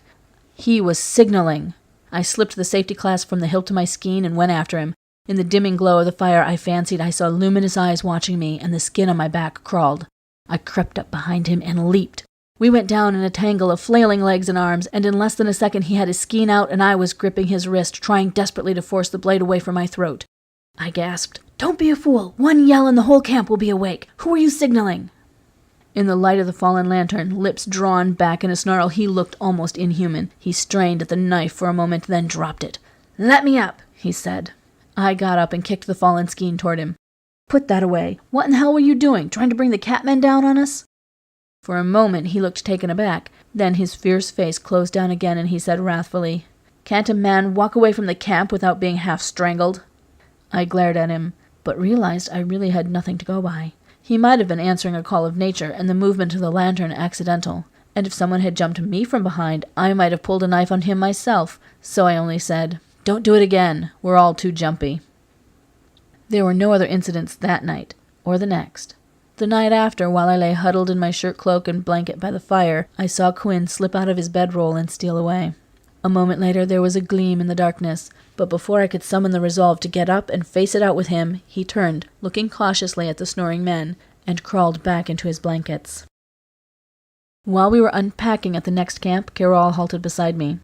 "Heard anything queer lately? I've got the notion we're being trailed. We'll be out of these forests tomorrow, and after that it's clear road all the way to Shane Sa. If anything's going to happen, it will happen tonight." I debated speaking to him about Quinn's signals. No, I had my own business waiting for me in Shane Sa. Why mix myself up with some other private intrigue? He said, "I'm putting you and Quinn on watch again. The old men doze off, and the young fellows get to daydreaming or fooling around. That's all right most of the time, but I want someone who'll keep his eyes open tonight. Did you ever know Quinn before this?" "Never set eyes on him." "Funny. I had the notion." He shrugged, turned away, then stopped. "Don't think twice about rousting the camp if there's any disturbance. Better a false alarm than an ambush that catches us all in our blankets. If it came to a fight, we might be in a bad way. We all carry skeins, but I don't think there's a shocker in the whole group, let alone a gun. You don't have one by any chance?" After the men had turned in, Quinn, patrolling the camp, halted a minute beside me and cocked his head toward the rustling forest. "What's going on in there?" "Who knows? Catmen on the prowl, probably, thinking the horses would make a good meal. Or maybe that we would." "Think it will come to a fight?" "I wouldn't know." He surveyed me for a moment without speaking. "And if it did?" "We'd fight." Then I sucked in my breath, for Quinn had spoken Terran Standard, and I, without thinking, had answered in the same language. He grinned, showing white teeth filed to a point. "I thought so." I seized his shoulder and demanded roughly, "And what are you going to do about it?" "That depends on you," he answered, "and what you want in Shane Sa. Tell me the truth. What were you doing in the Terran zone?" He gave me no chance to answer. "You know who Catterall is, don't you?" "A traitor," I said, "who pays my wages and minds his own affairs." I moved backward, hand on my skein, braced for a sudden rush. He made no aggressive motion, however. "Catterall told me you'd been asking questions about Rakal Sensar," he said. "Clever. Now I, for one, could have told you that he'd never set eyes on Rakal. He broke off, hearing a noise in the forest, a long, eerie howl. I muttered, "If you've brought them down on us." He shook his head urgently. "I had to take that chance, to get word to the others. It won't work. Where's the girl?" I hardly heard him. I was hearing twigs snap and silently sneaking feet. I turned for a yell that would rouse the camp, and Quinn grabbed my hand hard, saying insistently, "Quick, where's the girl? Go back and tell her it won't work. If Catterall suspected—" He never finished the sentence. Just behind us came another of the long, eerie howls. I knocked Quinn away, and suddenly the night was filled with crouching forms that came down on us like a whirlwind. I shouted madly as the camp came alive, with men struggling out of blankets, fighting for life itself. I ran hard, still shouting, for the enclosure where we had tied the horses. A catman, slim and black-furred, was crouched and cutting the hobble-strings of the nearest animal. I hurled myself on him. He exploded, clawing, raking my shoulder with talons that ripped through rough cloth like paper. I whipped out my skein and slashed upward. The talons contracted on my shoulder, and I gasped with pain. Then the thing howled and fell away, clawing at the air. It twitched and lay still. 4 shots in rapid succession cracked in the clearing. Catterall to the contrary, someone must have had a pistol. I heard one of the cat things wail, a hoarse, drying rattle. Something dark clawed my arm, and I slashed with the knife, going down as another set of talons fastened on my back, rolling and clutching. I managed to get the thing's forelimbs wedged under my elbow, my knee in its spine. I heaved, bent it backward till it screamed, a high wail. Then I felt the spine snap, and the dead thing mewled once, just air escaping from collapsing lungs, and slid limp from my thigh. Erect, it had not been over 4 feet tall, and in the light of the dying fire, it might have been a dead lynx. "Raskar!" I heard a gasp, a groan. I whirled and saw Catterall go down, struggling, drowning in 6 or more of the fierce half-humans. I leaped at the smother of bodies, ripped one away with a stranglehold, slashed at its throat. They were easy to kill. I heard a high, urgent scream in their mewing tongue. Then the furred black things seemed to melt into the forest as silently as they had come. Catterall, dazed, his forehead running blood, his arm slashed to the bone, was sitting on the ground, still stunned. Somebody had to take charge. I bellowed, "Lights! Get lights! They won't come back if we have enough light. They can only see well in the dark." Someone stirred the fire. It blazed up as they piled on dead branches, and I roughly commanded one of the kids to fill every lantern he could find and get them burning. 4 of the dead things were lying in the clearing. The youngster I'd helped loading horses the first day gazed down at one of the catmen, half disemboweled by somebody's skein, and suddenly bolted for the bushes, where I heard him retching. I set the others with stronger stomachs to dragging the bodies away from the clearing, and went back to see how badly Catterall was hurt. He had the rip in his arm, and his face was covered with blood from a shallow scalp wound, but he insisted on getting up to inspect the hurts of the others. There was no one without a claw wound in leg or back or shoulder, but none were serious, and we were all feeling fairly cheerful when someone demanded, "Where's Quinn?" He didn't seem to be anywhere. Catterall staggered slightly, insisting on searching, but I felt we wouldn't find him. "He probably went off with his friends," I snorted, and told about the signaling. Catterall looked grave. "You should have told me," he began, but shouts from the far end of the clearing sent us racing there. We nearly stumbled over a single, solitary, motionless form, outstretched and lifeless, blind eyes staring upward at the moons. It was Quinn, and his throat had been torn completely out. End of Chapter 5. Chapter 6. Once we were free of the forest, the road to the dry towns lay straight before us, with no hidden dangers. Some of us limped for a day or two, or favored an arm or leg clawed by the catmen, but I knew that what Catterall said was true. It was a lucky caravan which had to fight off only one attack. Quinn haunted me. A night or two of turning over his cryptic words in my mind had convinced me that whoever, or whatever he'd been signaling, it wasn't the catmen. And his urgent question, "Where's the girl?" swam endlessly in my brain, making no more sense than when I had first heard it. Who had he mistaken me for? What did he think I was mixed up in? And who, above all, were the others who had to be signaled at the risk of an attack by catmen which had meant his own death? With Quinn dead and Catterall thinking I'd saved his life, a large part of the responsibility for the caravan now fell on me. And strangely I enjoyed it, making the most of this interval when I was separated from the thought of blood feud or revenge, the need of spying, or the threat of exposure. During those days and nights on the trail, I grew back slowly into the dry towner I once had been. I knew I would be sorry when the walls of Shainsa rose on the horizon, bringing me back, inescapably, to my own quest. We swung wide, leaving the straight trail to Shainsa, and Catterall announced his intention of stopping for half a day at Canarsa, one of the walled, non-human cities which lay well off the travelled road. To my inadvertent show of surprise, he returned that he had trading connections there. "We all need a day's rest, and the Silent Ones will buy from me, though they have few dealings with men. Look here, I owe you something. You have lenses? You can get a better price in Canarsa than you'd get in Ardcaran or Shainsa. Come along with me and I'll vouch for you." Catterall had been most friendly since the night I had dug him out from under the catmen, and I knew no way to refuse without exposing myself for the sham trader I was. But I was deathly apprehensive. Even with recall, I had never entered any of the non-human towns. On Wolf, human and non-human have lived side by side for centuries, and the human is not always the superior being. I might pass among the dry-towners and the relatively stupid humanoid shocks for another dry-towner, but recall had cautioned me I could not pass among non-humans for native wolfen, and warned me against trying. Nevertheless, I accompanied Catterall, carrying the box which had cost about a week's pay in the Terran zone, and was worth a small fortune in the dry towns. Canarsa seemed, inside the gates, like any other town. The houses were round, beehive fashion, and the streets totally empty. Just inside the gates, a hooded figure greeted us, and gestured us by signs to follow him. He was covered from head to foot with some coarse and shiny fiber woven into stuff that looked like sacking, but under the thick hooding was horror. It slithered, and it had nothing like a recognizable human shape or walk, and I felt the primeval ape in me cowering and gibbering in the corner of my mind. Catterall muttered close to my ear, "No outsider is ever allowed to look on the Silent Ones in their real form. I think they're deaf and dumb, but be damn careful." "You bet," I whispered, and was glad the streets were empty.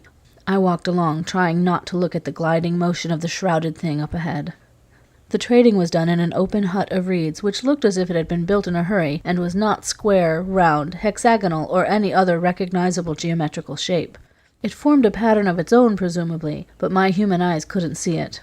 Catterall said in a breath of a whisper, "They'll tear it down and burn it after we leave. We're supposed to have contaminated it too greatly for any of the Silent Ones ever to enter again. My family has traded with them for centuries, and we're almost the only ones who have ever entered the city." Then 2 of the Silent Ones of Canarsa, also covered with that coarse, shiny stuff, slithered into the hut, and Catterall choked off his words as if he had swallowed them. It was the strangest trading I had ever done. Catterall laid out the small, forged steel tools and the coils of thin, fine wire, and I unpacked my lenses and laid them out in neat rows. The Silent Ones neither spoke nor moved, but through a thin piece in the grey veiling I saw a speck which might have been a phosphorescent eye, moving back and forth as if scanning the things laid out for their inspection. I smothered a gasp, for suddenly blank spaces appeared in the rows of merchandise. Certain small tools, wire cutters, calipers, surgical scissors, had vanished, and all the coils of wire had disappeared. Blanks equally had appeared in the rows of lenses. All of my tiny, powerful microscope lenses had vanished. I cast a quick glance at Catterall, but he seemed unsurprised. I recalled vague rumors of the Silent Ones, and concluded that, eerie though it seemed, this was merely their way of doing business. Catterall pointed at one of the tools, at an exceptionally fine pair of binocular lenses, and at the last coils of wire. The shrouded ones did not move, but the lenses and the wire vanished. The small tool remained, and after a moment, Catterall dropped his hand. I took my cue from Catterall and remained motionless, awaiting whatever surprise was coming. I had halfway expected what happened next. In the blank spaces, little points of light began to glimmer, and after a moment, blue and red and green gemstones appeared there. To me, the substitution appeared roughly equitable and fair, though I am no judge of the fine points of gems. Catterall scowled slightly and pointed to one of the green gems, and after a moment it whisked away and a blue one took its place. In another spot, where a fine set of surgical instruments had lain, Catterall pointed at the blue gem which now lay there, shook his head, and held out 3 fingers.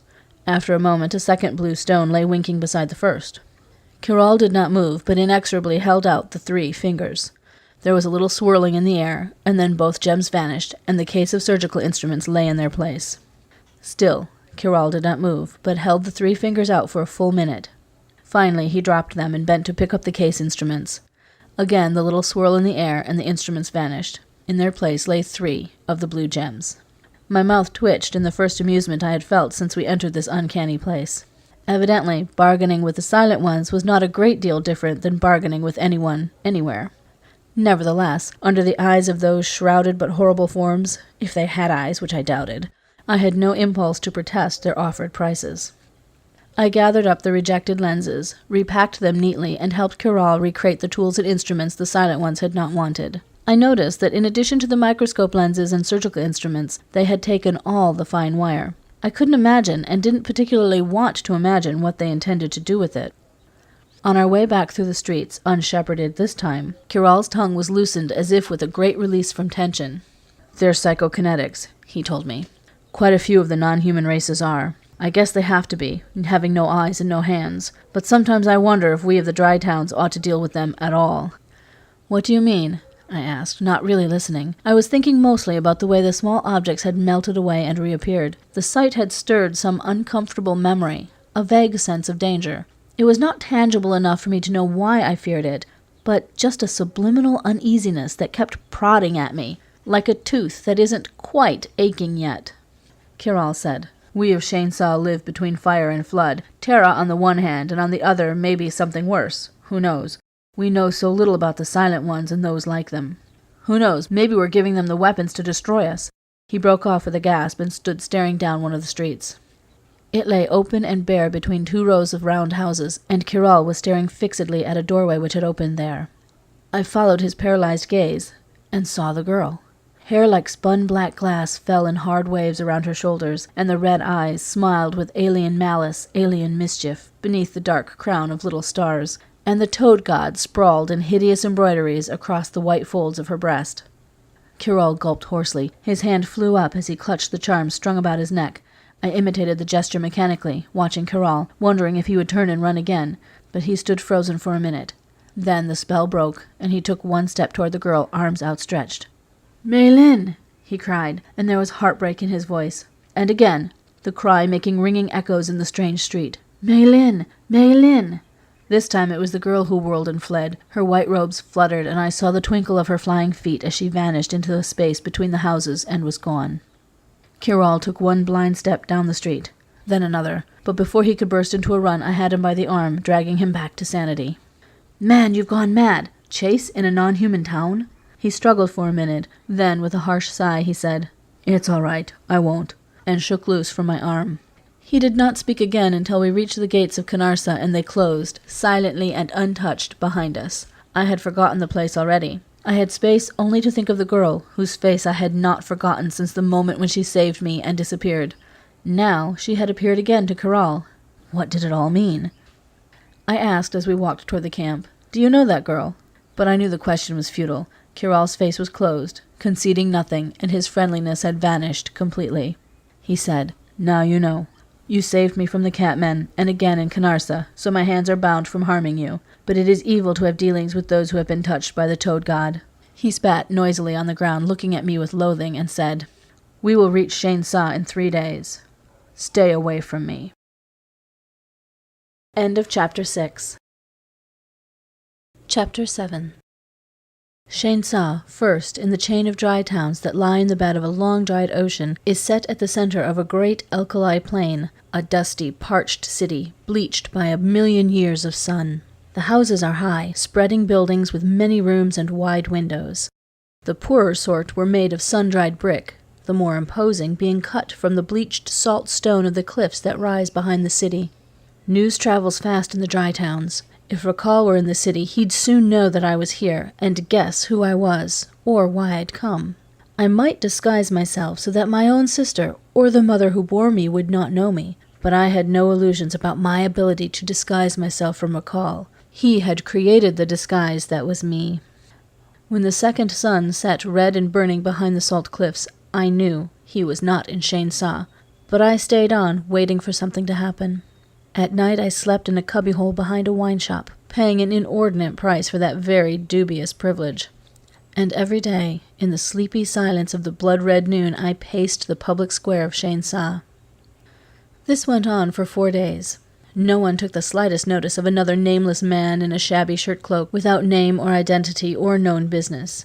No one appeared to see me except the dusty children, with pale, fleecy hair, who played their patient games on the wind-swept curbing of the square. They surveyed my scarred face with neither curiosity or fear, and it occurred to me that Rindy might be such another as these. If I had still been thinking like an Earthman, I might have tried to question one of the children, or win their confidence. But I had a deeper game in hand. On the 5th day, I was so much a fixture that my pacing went unnoticed even by the children. On the grey moss of the square, a few dried-looking old men, their faces as faded as their shirt-cloaks and bearing the knife scars of 100 forgotten flights, drowsed on the stone benches. And along the flagged walk at the edge of the square, as suddenly as an autumn storm in the salt flats, a woman came walking. She was tall, with a proud, swinging walk, and a metallic clashing kept rhythm to her swift steps. Her arms were fettered, each wrist bound with a jeweled bracelet, and the bracelets linked together by a long, silver-gilt chain passed through a silken loop at her waist. From the loop swung a tiny golden padlock, but in the lock stood an even tinier key, signifying that she was a higher caste than her husband or consort, and that her fettering was by choice and not command. She stopped directly before me and raised her arm in formal greeting like a man. The chain made a tinkling sound in the hushed square as her other hand was pulled up tight against the silken loop at her waist. She stood surveying me for a few moments, and finally I raised my head and returned her gaze. I don't know why I had expected her to have hair like spun black glass and eyes that burned with the red reflection of the burning star. This woman's eyes were darker than the poison berries of the salt cliffs, and her mouth was a cut berry that looked just as dangerous. She was young. The slimness of her shoulders and the narrow steel-chained wrists told me how very young she was. But her face had seen weather and storms, and her dark eyes had weathered worse psychic storms than that. She did not flinch at the sight of my scars, and met my gaze without dropping her eyes. "You are a stranger. What is your business in Shane Sa?" I met the direct question with the insolence it demanded, hardly moving my lips. "I have come to buy women for the brothels of Ardkaran. Perhaps when washed you might be suitable. Who could arrange for your sale?" She took the rebuke impassively, though the bitter crimson of her mouth twitched a little in mischief, or rage. But she made no sign. The battle was joined between us, and I knew already that it would be fought to the end. From somewhere in her draperies, something fell to the ground with a little tinkle. But I knew that trick too, and I did not move. Finally she went away without bending to retrieve it, and when I looked around, I saw that all the fleece-haired children had stolen away, leaving their playthings lying on the curb. But 1 or 2 of the gaffers on the stone benches, who were old enough to show curiosity without losing face, were watching me with impassive eyes. I could have asked the woman's name then, but I held back, knowing it could only lessen the prestige I had gained from the encounter. I glanced down, without seeming to do so, at the tiny mirror which had fallen from the recesses of the fur robe. Her name might have been inscribed on the reverse. but I left it lying there to be picked up by the children when they returned, and went back to the wine shop. I had accomplished my first objective. If you can't be inconspicuous, be so damned conspicuous that nobody can miss you. And that in itself is a fair concealment. How many people can accurately describe a street riot? I was finishing off a bad meal with a stone bottle of worse wine when the chalk came in, disregarding the proprietor, and made straight for me. He was furred immaculately white. His velvet muzzle was contracted, as if the very smells might soil it, and he kept a dainty paw outstretched to ward off accidental contact with greasy counters or tables or tapestries. His fur was scented, and his throat circled with a collar of embroidered silk. This pampered minion surveyed me with the innocent malice of an uninvolved non-human for merely human intrigues. "You are wanted in the great house of Shanithath, guard-man." He spoke the Shainsaw dialect with an affected lisp. "Will it please you to come with me?" I came, with no more than polite protest, but was startled. I had not expected the encounter to reach the great house so soon. Shainsaw's great house had changed hands 4 times since I had last been in Shainsaw. I wasn't overly anxious to appear there. The white chalk, as out of place in the rough, dry town as a jewel in the streets or a raindrop in the desert, led me along a winding boulevard to an outlying district. He made no attempt to engage me in conversation, and indeed, I got the distinct impression that this coxcomb of a non-human considered me well beneath his notice. He seemed much more aware of the blowing dust in the street, which ruffled and smudged his carefully combed fur. The great house was carved from blocks of rough pink basalt, the entry guarded by 2 great caryatids and wrapped in chains of carved metal, set, somehow, into the surface of the basalt. The gilt had long ago worn away from the chains so that it alternately gleamed gold or smudged base metal. The caryatids were patient and blind, their jewel eyes long vanished under a hotter sun than today's. The entrance hall was enormous. A Terran starship could have stood upright inside it, was my first impression, but I dismissed that thought quickly. Any Terran thought was apt to betray me. But the main hall was built on a scale even more huge, and it was even colder than the legendary hell of the chalks. It was far too big for the people in it. There was a little solar heater in the ceiling, but it didn't help much. A dim glow came from a metal brazier, but that didn't help much either. The chalk melted into the shadows, and I went down the steps into the hall by myself, feeling carefully for each step with my feet, and trying not to seem to be doing so. My comparative night-blindness is the only significant way in which I really differ from a native wolfen. There were 3 men, 2 women, and a child in the room. They were all dry-towners, and had an obscure family likeness, and they all wore rich garments of fur dyed in many colors. One of the men, old and stooped and withered, was doing something to the brazier. A slim boy of 14 was sitting cross-legged on a pile of cushions in the corner. There was something wrong with his legs. A girl of 10 in a too-short smock that showed long, spider-thin legs above her low leather boots was playing with some sort of shimmery crystals, spilling them out into patterns and scooping them up again from the uneven stones of the floor. One of the women was a fat, creased slattern whose jewels and dyed furs did not disguise her greasy slovenliness. Her hands were unchained, and she was biting into a fruit which dripped red juice down the rich blue fur of her robe. The old man gave her a look like murder as I came in, and she straightened slightly, but did not discard the fruit. The whole room had a curious look of austere, dignified poverty, to which the fat woman was the only discordant note. But it was the remaining man and woman who drew my attention, so that I noticed the others only peripherally in their outermost orbit. One was Catterall, standing at the foot of the dais and glowering at me. The other was the dark-eyed woman I had rebuked today in the public square. Catterall said, "So it's you," and his voice held nothing. Not rebuke, not friendliness or lack of it, not even hatred. Nothing. There was only one way to meet it. I faced the girl. She was sitting on a throne-like chair next to the fat woman and looked like a doe next to a pig, and said boldly, "I assume this summons to mean that you informed your kinsman of my offer." She flushed, and that was triumph enough. I held back the triumph, however, wary of overconfidence. The gaffer laughed the high cackle of age, and Catterall broke in with a sharp, angry monosyllable, by which I knew that my remark had indeed been repeated, and had lost nothing in the telling. But only the line of his jaw betrayed the anger as he said calmly, "Be quiet, Delisa. Where did you pick this up?" I said boldly, The great house has changed rulers since last I smelled the salt cliffs. Newcomers do not know my name, and theirs is unknown to me." The old gaffer said thinly to Catterall, "Our name has lost Kirhar. One daughter is lured away by the toy-maker, and another babbles with strangers in the square, and a homeless no-good of the streets does not know our name." My eyes, growing accustomed to the dark blaze of the brazier, saw that Catterall was biting his lip and scowling. Then he gestured to a table where an array of glassware was set, and at the gesture the white chalk came on noiseless feet and poured wine. "If you have no blood feud with my family, will you drink with me?" "I will," I said, relaxing. Even if he had associated the traitor with the scarred Earthmen of the spaceport, he seemed to have decided to drop the matter.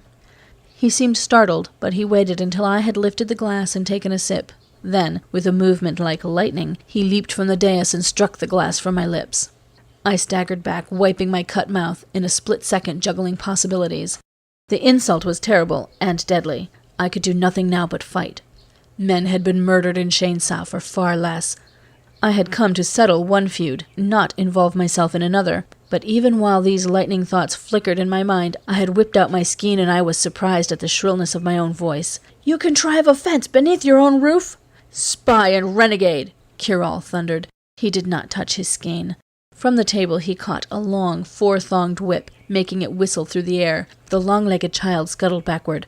I stepped back one pace, trying to conceal my desperate puzzlement. I could not guess what had prompted Catterall's attack, but whatever it was, I must have made some bad mistake and could count myself lucky to get out of there alive.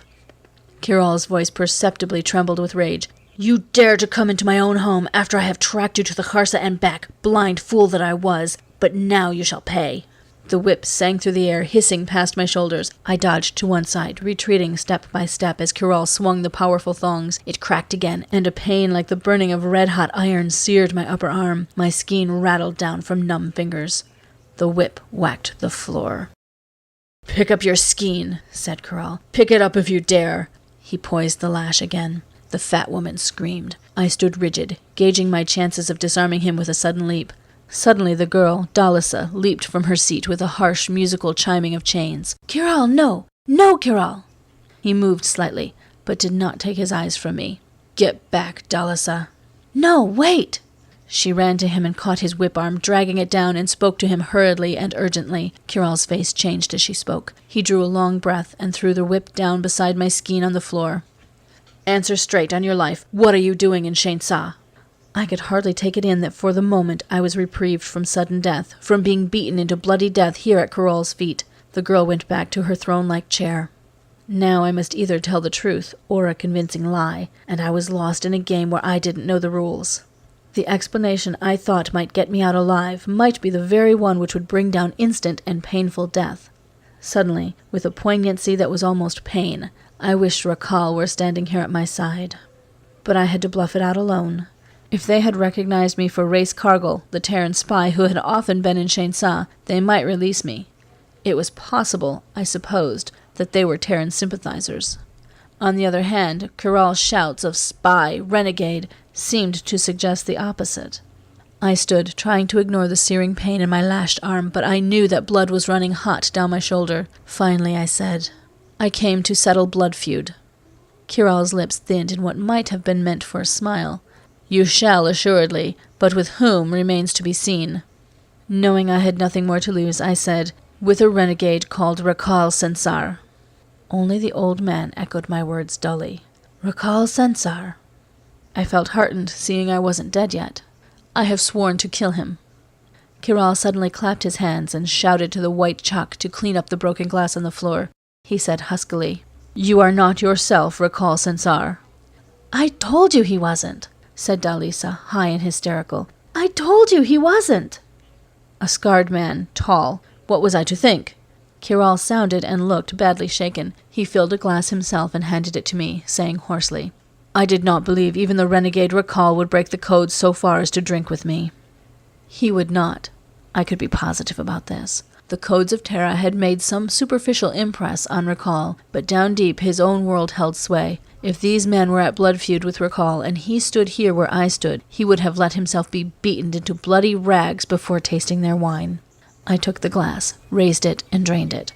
Then, holding it out for more, I said, Rakal's life is mine, but I swear by the red star and by the unmoving mountains, by the black snow and by the ghost wind, I have no quarrel with any beneath this roof. I cast the glass to the floor where it shattered on the stones. Catterall hesitated, but under the blazing eyes of the girl he quickly poured himself a glass of wine and drank a few sips, then flung down the glass. He stepped forward and laid his hands on my shoulders. I winced as he touched the welt of the lash and could not raise my own arm to complete the ceremonial toast. Catterall stepped away and shrugged. "Shall I have one of the women see to your hurt?" He looked at Dalisa, but she twisted her mouth. "Do it yourself." "It is nothing," I said, not truthfully, "but I demand in requital that since we are bound by spilled blood under your roof, that you give me what news you have of Rakal, the spy and renegade." Catterall said fiercely, "If I knew, would I be under my own roof?" The old gaffer on the dais broke into shrill whining laughter. "You have drunk with him, Catterall. Now he's bound you not to do him harm. I know the story of Rakal. He was a spy for Terra 12 years. 12 years! And then he fought and flung their filthy money in their faces and left them. But his partner was some dry-town half-breed or Terran spy, and they fought with clawed gloves and near killed one another, except the Terrans, who have no honor, stopped him. See the marks of the kafir on his face?" "By Shara the Golden Chained," said Catterall, gazing at me with something like a grin. "You are, if nothing else, a very clever man. What are you, spy, or half-caste of some Ardkaran slut?" "What I am doesn't matter to you," I said. "You have blood feud with Rakal, but mine is older than yours, and his life is mine. As you are bound in honor to kill," the formal phrases came easily now to my tongue, the Earthman had slipped away, "so you are bound in honor to help me kill, if anyone beneath your roof knows anything of Rakal." Catterall's smile bared his teeth. "Rakal works against the son of the ape," he said, using the insulting wolf term for the Terrans. "If we help you to kill him, we remove a goad from our flanks. I prefer to let the filthy Terranans spend their strength trying to remove it themselves. Moreover, I believe you are yourself an Earthman. You have no right to the courtesy I extend to we, the people of the sky, yet you have drunk wine with me, and I have no quarrel with you." He raised his hand in dismissal, outfencing me. "Leave my roof in safety, and my city with honor." I could not protest or plead. A man's kirhar, his personal dignity, is a precious thing in Shainsa, and he had placed me so I could not compromise mine further in words. Yet I lost Catterall equally if I left at his bidding like an inferior dismissed. One desperate gamble remained. "A word," I said, raising my hand, and while he half turned, startled, believing I was indeed about to compromise my dignity by a further plea, I flung it at him. "I will bet Shegri with you." His iron composure looked shaken. I had delivered a blow to his belief that I was an Earthman, for it is doubtful if there are 6 Earthmen on Wolf who know about Shegri, the dangerous game of the dry towns. It is no ordinary gamble, for what the better stakes is his life, possibly his reason. Rarely indeed will a man beg Shegri unless he has nothing further to lose. It is a cruel, possibly decadent game, which has no parallel anywhere in the known universe. But I had no choice. I had struck a cold trail in Shainsa. Rakal might be anywhere on the planet, and half of Magnuson's month was already up. Unless I could force Catterall to tell what he knew, I might as well quit. So I repeated, "I will bet Shegri with you." And Catterall stood unmoving. For what the Shegrin wagers is his courage and endurance in the face of torture and an unknown fate. On his side, the stakes are clearly determined beforehand. But if he loses, his punishment or penalty is at the whim of the one who has accepted him, and he may be put to whatever doom the winner determines. And this is the contest. The Shegrin permits himself to be tortured from sunrise to sunset. If he endures, he wins. It is as simple as that. He can stop the torture at any moment by a word, but to do so is a concession of defeat. This is not as dangerous as it might at first seem. The other party to the bet is bound by the ironclad codes of Wolf to inflict no permanent physical damage, no injury that will not heal with 3 sun courses. But from sunrise to sunset, any torment or painful ingenuity which the half-human mentality of Wolf can devise must be endured. The man who can outthink the torture of the moment, the man who can hold in his mind the single thought of his goal, that man can claim the stakes he has set, as well as other concessions made traditional. The silence grew in the hall. Dalisa had straightened and was watching me intently, her lips parted and the tip of a little red tongue visible between her teeth. The only sound was the tiny crunching as the fat woman nibbled at nuts and cast their shells into the brazier. Even the child on the steps had abandoned her game with the crystal dice and sat looking up at me with her mouth open. Finally, Catterall demanded, "Your stakes? Tell me all you know of Rakal Sansar and keep silence about me and Shane Sa." "By the Red Shadow," Catterall burst out, "you have courage, Raskar." "Say only yes or no," I retorted. Rebuked, he fell silent. Dalisa leaned forward, and again, for some unknown reason, I thought of a girl with hair like spun black glass. Catterall raised his hand. "I say no. I have blood feud with Rakal, and I will not sell his death to another. Further, I believe you are Terran, and I will not deal with you. And finally, you have twice saved my life, and I would find small pleasure in torturing you. I say no. Drink again with me, and we part without a quarrel."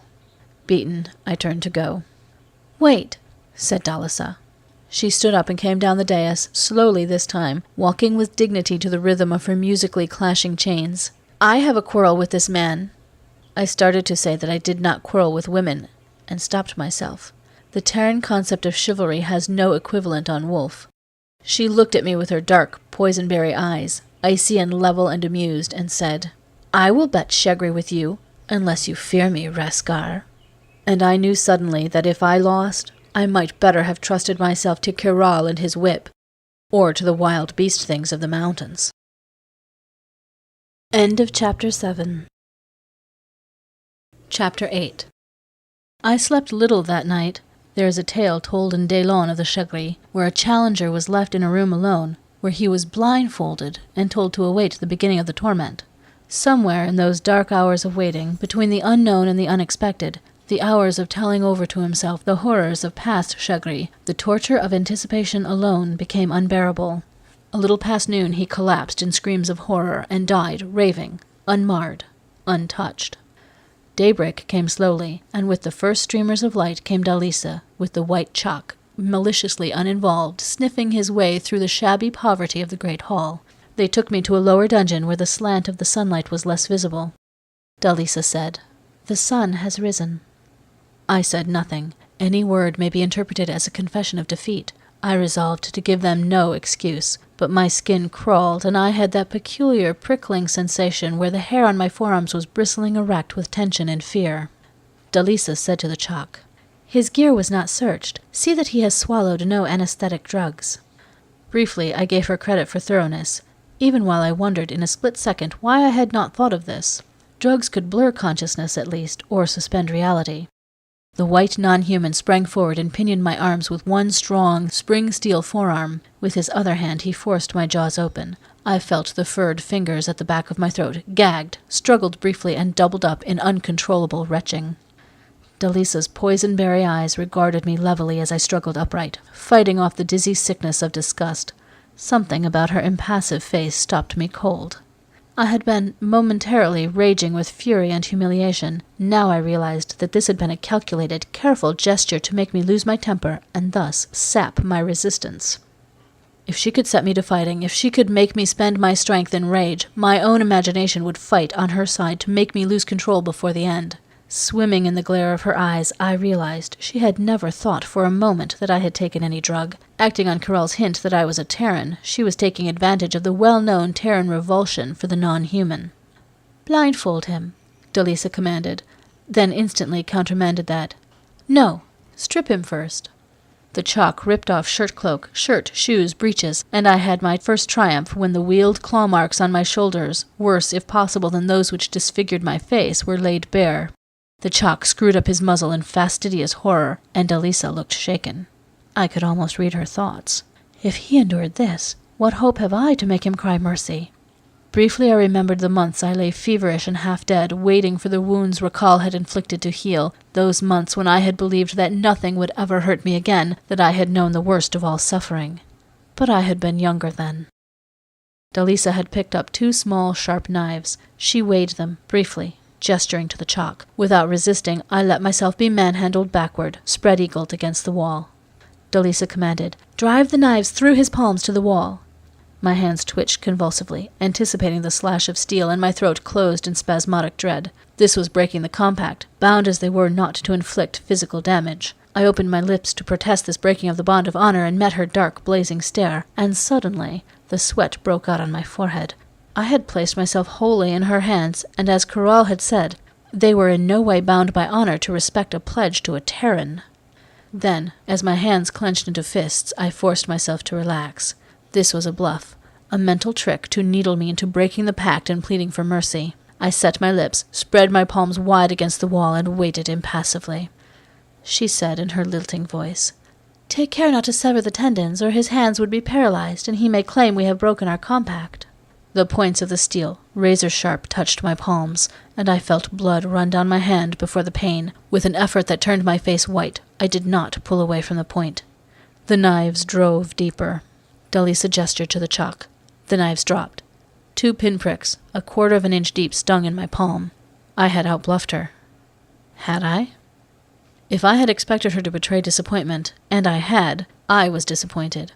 Abruptly, as if the game had wearied her already, she gestured, and I could not hold back a gasp as my arms were hauled up over my head, twisted violently around one another, and trussed with thin cords that bit deep into the flesh. Then, the rough upward pull almost jerked my shoulders from their sockets, and I heard the giant chalk grunt with effort as I was hauled upward until my feet barely, on tiptoe, touched the floor.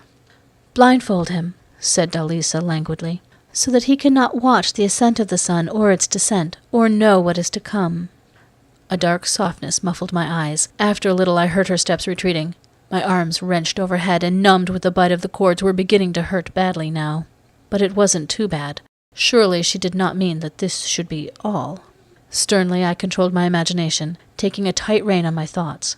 There was only one way to meet this, hanging blind and racked in space, my toes barely scrabbling at the floor, and that was to take each thing as it came and not look ahead for an instant.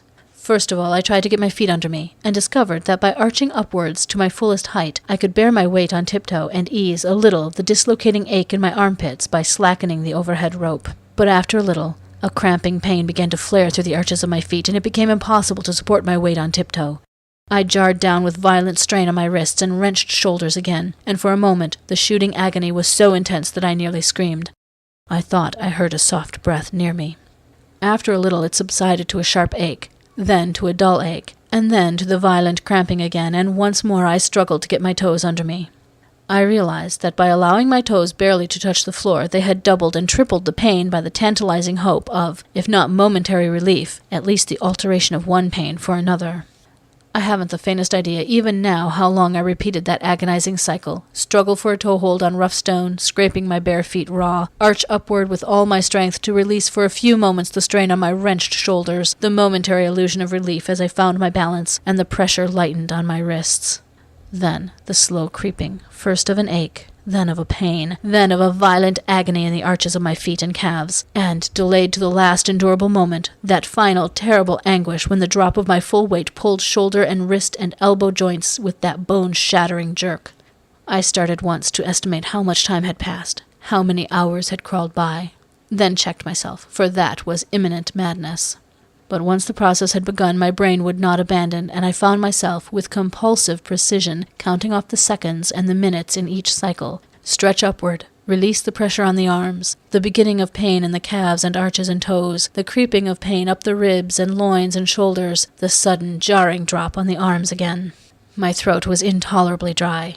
Under other circumstances, I might have estimated the time by the growing hunger and thirst, but the rough treatment I had received made this impossible. There were other, unmentionable, humiliating pains. After a time, to bolster my flagging courage, I found myself thinking of all the ways it might have been worse. I have heard of a chagrin exposed to the bite of poisonous, not fatal but painfully poisonous insects, and to the worrying of the small, gnawing rodents which can be trained to bite and tear. Or I might have been branded. I banished the memory with the powerful exorcism. The man in Delon, whose anticipation alone of a torture which never came, had broken his mind. There was only one way to conquer this, and that was to act as if the present moment was the only one, and never for a moment to forget that the strongest of compacts bound them not to harm me, that the end of this was fixed by sunset. Gradually, however, all such rational thoughts blurred in the semi-delirium of thirst and pain, narrowing to a red blaze of agony across my shoulder blades. I eased up on my toes again. White-hot pain blazed through my feet. The rough stone on which my toes sank had been covered with metal, and I smelled scorching flesh, jerking up my feet with a wordless snarl of rage and fury, hanging in agony by my shoulders alone. And then I lost consciousness. at least for several moments, for when I became aware again through the nightmare of pain, my toes were resting lightly and securely on cold stone. The smell of burned flesh remained, and the painful stinging in my toes. Mingled with that smell was a drift of perfume close by. Dalisa murmured, "I do not wish to break our bargain by damaging your feet. It's only a little touch of fire to keep you from too much security in resting them." I felt the taste of blood mingle in my mouth with the sour taste of vomit. I felt delirious, light-headed. After another eternity, I wondered if I had really heard Dalisa's lilting croon, or whether it was a nightmare born of feverish pain. "Plead with me. A word, only a word, and I will release you, strong man, scarred man. Perhaps I shall demand only a little space in your arms. Would not such doom be light upon you? Perhaps I shall set you free to seek Rakhal, if only to plague Catterall. A word, only a word from you, a word, only a word from you." It died into an endlessly echoing whisper. Swaying blindly, I wondered why I endured. I drew a dry tongue over lips, salty and bloody, and nightmarishly considered yielding, winning my way somehow around Dalisa, or knocking her suddenly senseless and escaping. I, who need not be bound by wolf's codes either. I fumbled with a stiff shape of words, and a breath saved me. A soft, released breath of anticipation. It was another trick. I swayed limp and racked. I was not Race Cargill now. I was a dead man hanging in chains, swinging, filthy vultures pecking at my dangling feet. The sounds of boots rang on the stone, and Catterall's voice, low and bitter, demanded somewhere behind me, "What have you done with him?" She did not answer, but I heard her chains clash lightly and imagined her gesture. Catterall muttered, "Women have no genius at any torture except—" His voice faded out into great distances. Their words came to me over a sort of windy ringing like the howling of lost men dying in the snow-fast passes of the mountains. "Speak up, you fool. He can't hear you now. If you have let him faint, you are clumsy." "You talk of clumsiness?" Dalisa's voice, even thinned by the nightmare ringing in my head, held concentrated scorn. "Perhaps I shall release him to find Rakhal when you've failed. The Terrans have a price on Rakhal's head, too, and at least this man will not confuse himself with his prey." "If you think I would let you bargain with a Tyrannan," Dalisa cried passionately. "You trade with the Terrans. How would you stop me then?" "I trade with them because I must, but for a matter involving the honor of the great house." "The great house whose steps you would never have climbed except for Rakhal." Dalisa sounded as if she were chewing her words in little pieces and spitting them at Catterall. "Oh, you were clever to take us both as your consorts. You did not know it was Rakhal's doing, did you? Hate the Terrans, then." She spat an obscenity at him. "Enjoy your hate. Wallow in hating, and in the end all Shainsa will fall prey to the toy-maker like Mei Lin." "If you speak that name again," said Catterall very low, "I will kill you." "Like Mei Lin, Mei Lin, Mei Lin," Dalisa repeated deliberately. "You fool, Rakhal knew nothing of Mei Lin." He was seen. "With me, you fool, with me! You cannot tell twin from twin? Rakhal came to me to ask news of her." Catterall cried out hoarsely, like a man in anguish. "Why didn't you tell me?" "You don't really have to ask, do you, Catterall?" "You bitch," said Catterall. "You filthy bitch." I heard the sound of a blow. The next moment Catterall ripped the blindfold from my eyes, and I blinked in the blaze of light. My arms were wholly numb now, twisted above my head, but the jar of his touch sent fresh pain racing through me. Catterall's face swam out of the blaze of hell. "If that is true, then this is a damnable farce, Dalisa. You have lost our chance of learning what he knows of Mei Lin." "What he knows?" Dalisa lowered her hand from her face, where a bruise was already darkening. "Mei Lin has twice appeared when I was with him. Loose him, Dalisa, and bargain with him, what we know of Rakhal for what he knows of Mei Lin." "If you think I would let you bargain with Tyrannan," she mocked. "Weakling, this quarrel is mine. You fool, the others in the caravan will give me news if you will not. Where is Quinn?"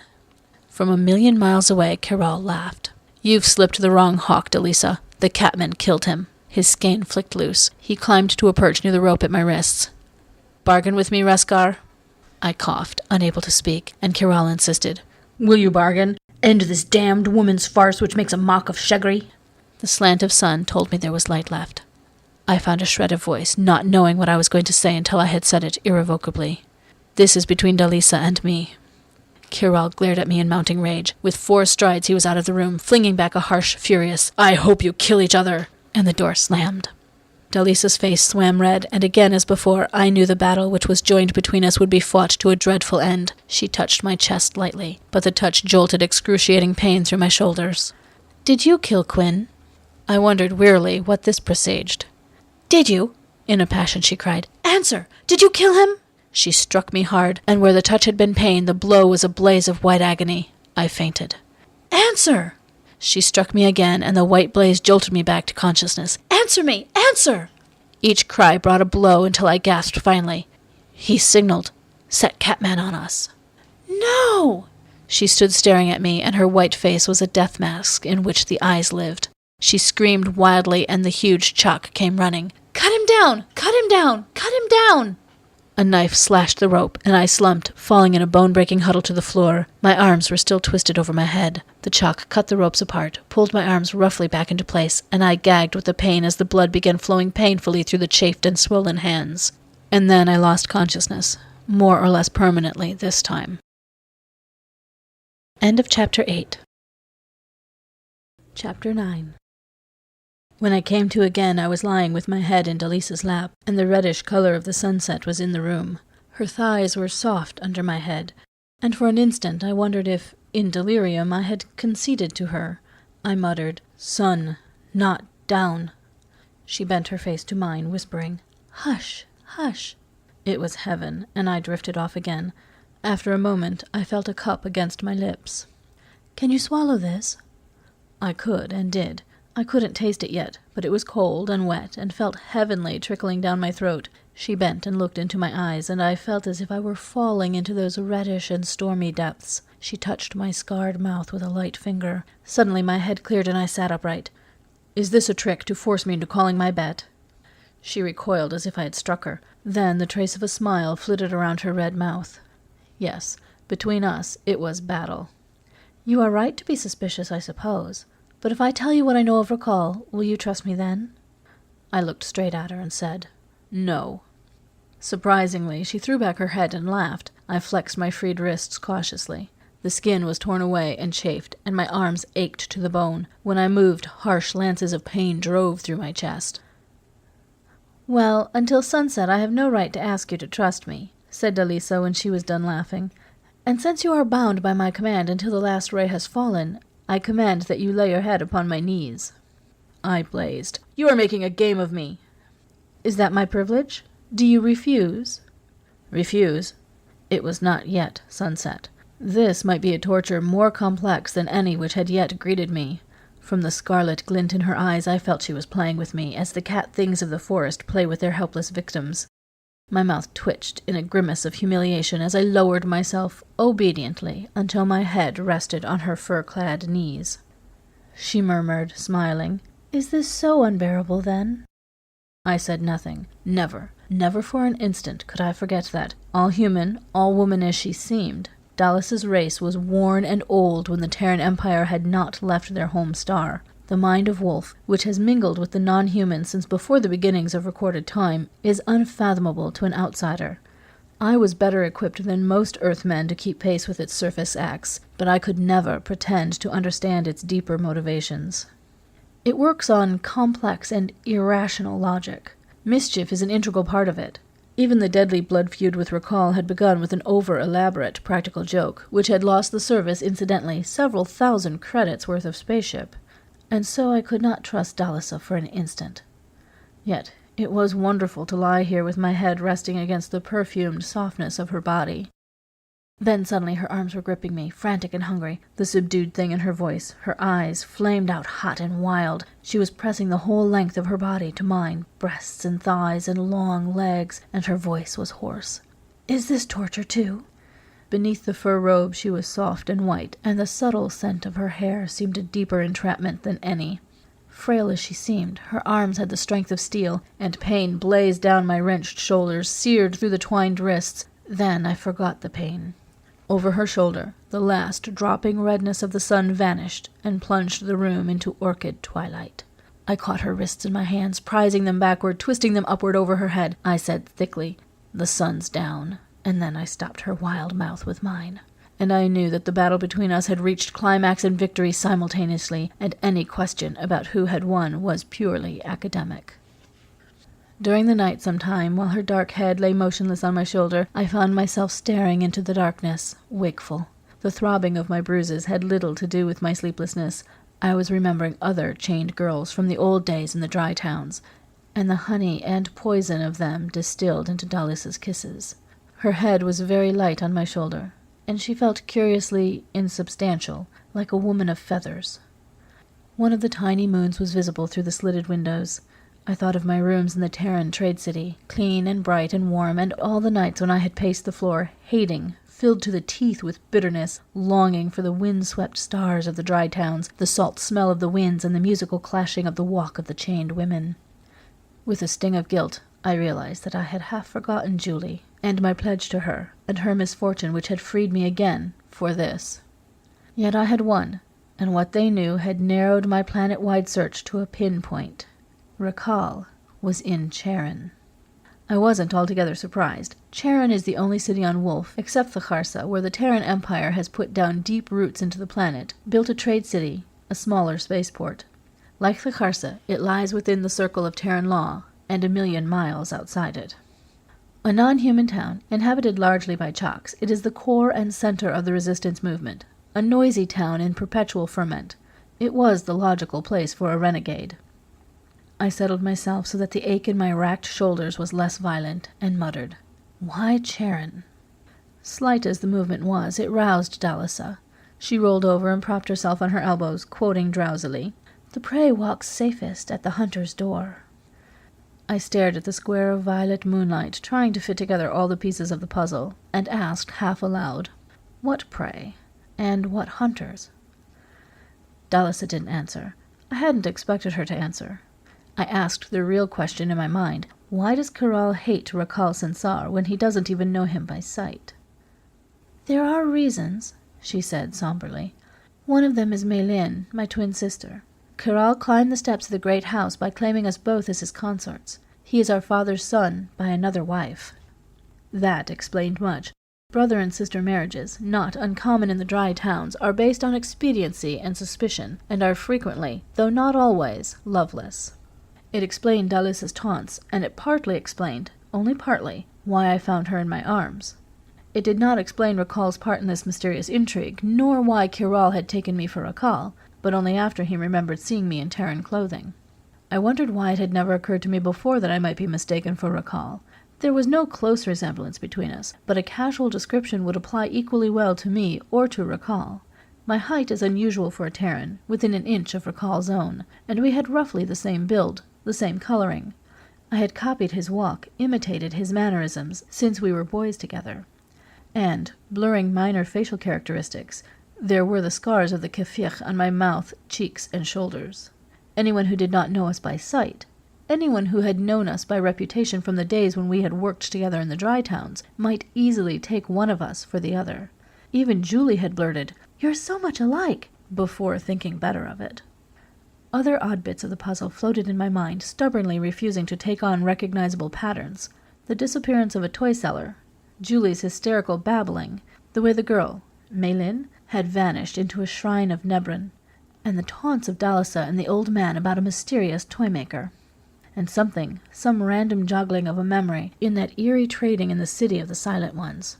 I knew all these things fitted together somehow, but I had no real hope that Dalisa could complete their pattern for me. She said, with a vehemence that startled me, "Maylin is only the excuse. Catterall hates Rakal because Rakal will compromise, and because he'll fight." She rolled over and pressed herself against me in the darkness. Her voice trembled. "Race, our world is dying. We can't stand against Terra, and there are other things, worse things." I sat up, surprised to find myself defending Terra to this girl. After all these years I was back in my own world, and yet I heard myself say quietly, "The Terrans aren't exploiting Wolf. We haven't abolished the rule of Shainsa. We've changed nothing."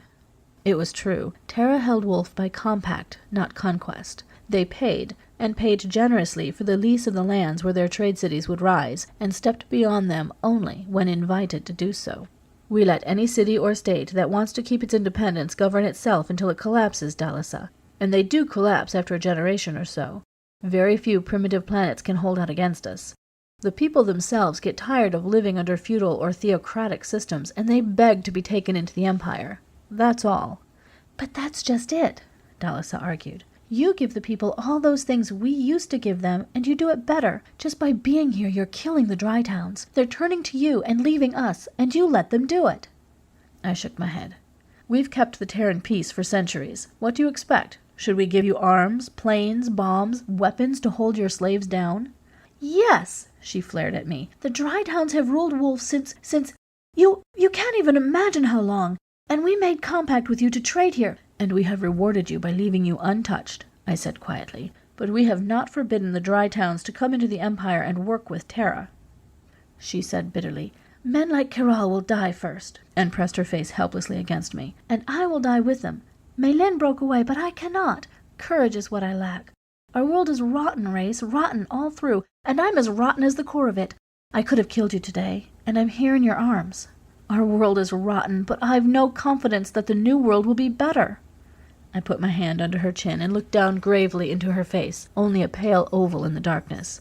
There was nothing I could say. She had said it all, and truthfully. I had hated and yearned and starved for this, and when I found it, it turned salty and bloody on my lips, like Dallas's despairing kisses. She ran her fingers over the scars on my face, then gripped her small, thin hands around my wrists so fiercely that I grunted protest. You will not forget me, she said in her strangely lilting voice. You will not forget me, although you were victorious. She twisted and lay looking up at me, her eyes glowing faintly luminous in darkness. I knew that she could see me as clearly as if it were day. I think it was my victory, not yours, Race Cargill. Gently, on an impulse I could not explain, I picked up one delicate wrist, then the other, unclasping the heavy, jeweled bracelets. She let out a stifled cry of dismay. And then I tossed the chains into a corner before I drew her savagely into my arms again and forced her head back under my mouth. I said goodbye to her alone in the reddish, wind-swept space before the great house. She pressed her head against my shoulder and whispered, Race, take me with you. For answer, I only picked up her narrow wrists and turned them over on my palm. The jeweled bracelets were clasped again around the thinly boned joints, and on some self-punishing impulse, she had shortened the chains so that she could not even put her arms around me. I lifted the punished wrists to my mouth and kissed them gently. You don't want to leave, Dallasa. I was desperately sorry for her. She would go down with her dying world, proud and cold and with no place in the new one.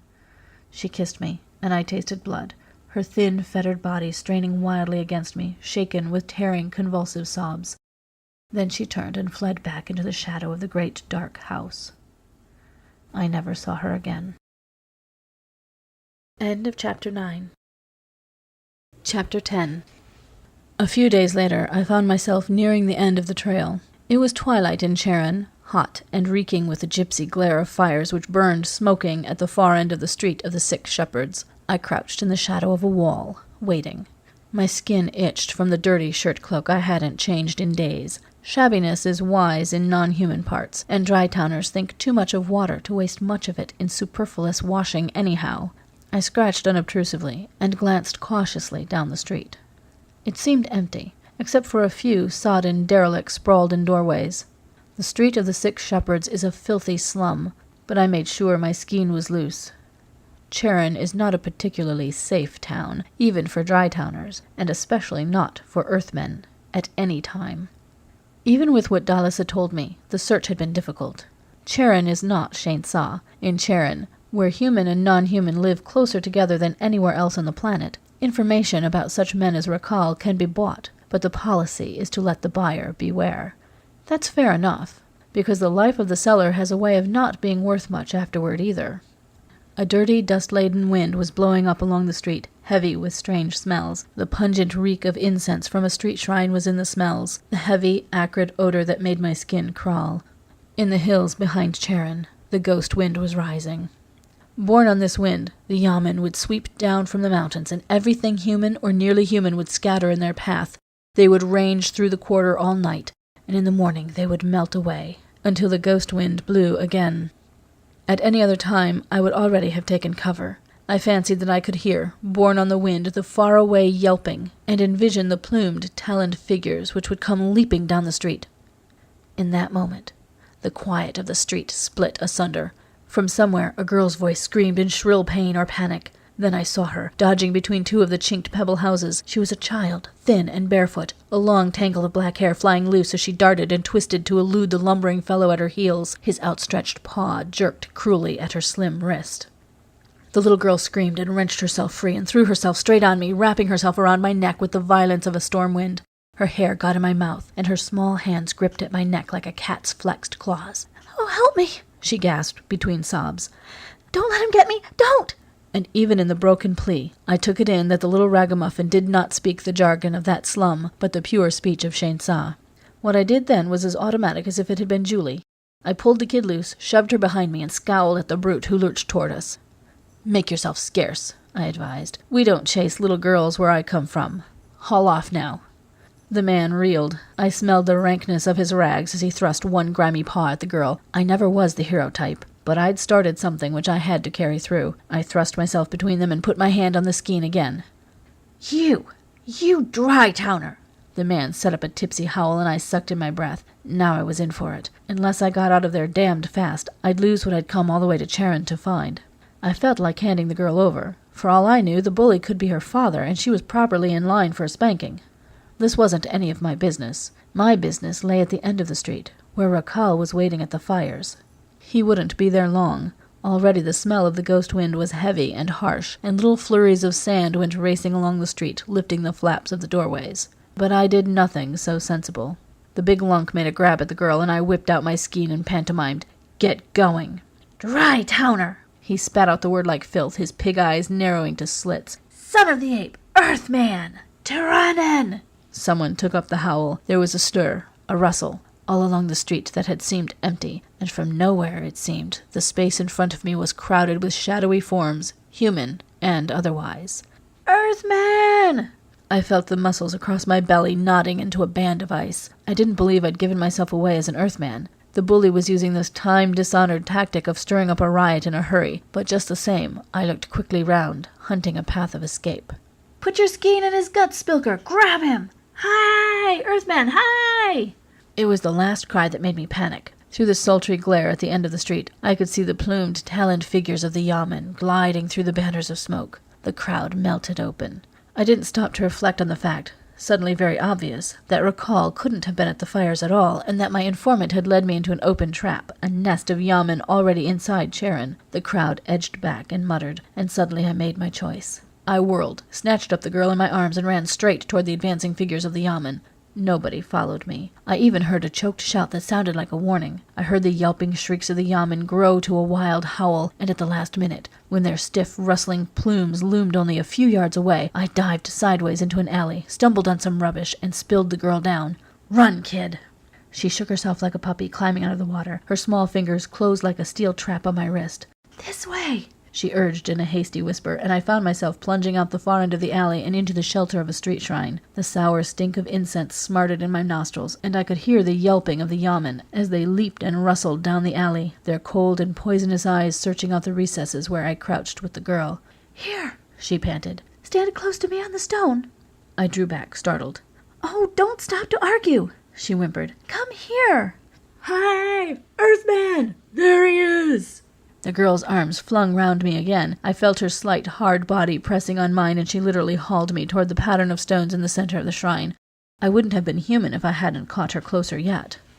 The world reeled. The street disappeared in a cone of spinning lights. Stars danced crazily, and I plunged down through a widening gulf of empty space, locked in the girl's arms. I fell, spun, plunged head over heels through tilting lights and shadows that flung us through the eternities of free fall. The yelping of the yamen whirled away in unimaginable distances, and for a second I felt the unmerciful blackout of a power dive, with blood breaking from my nostrils and filling my mouth.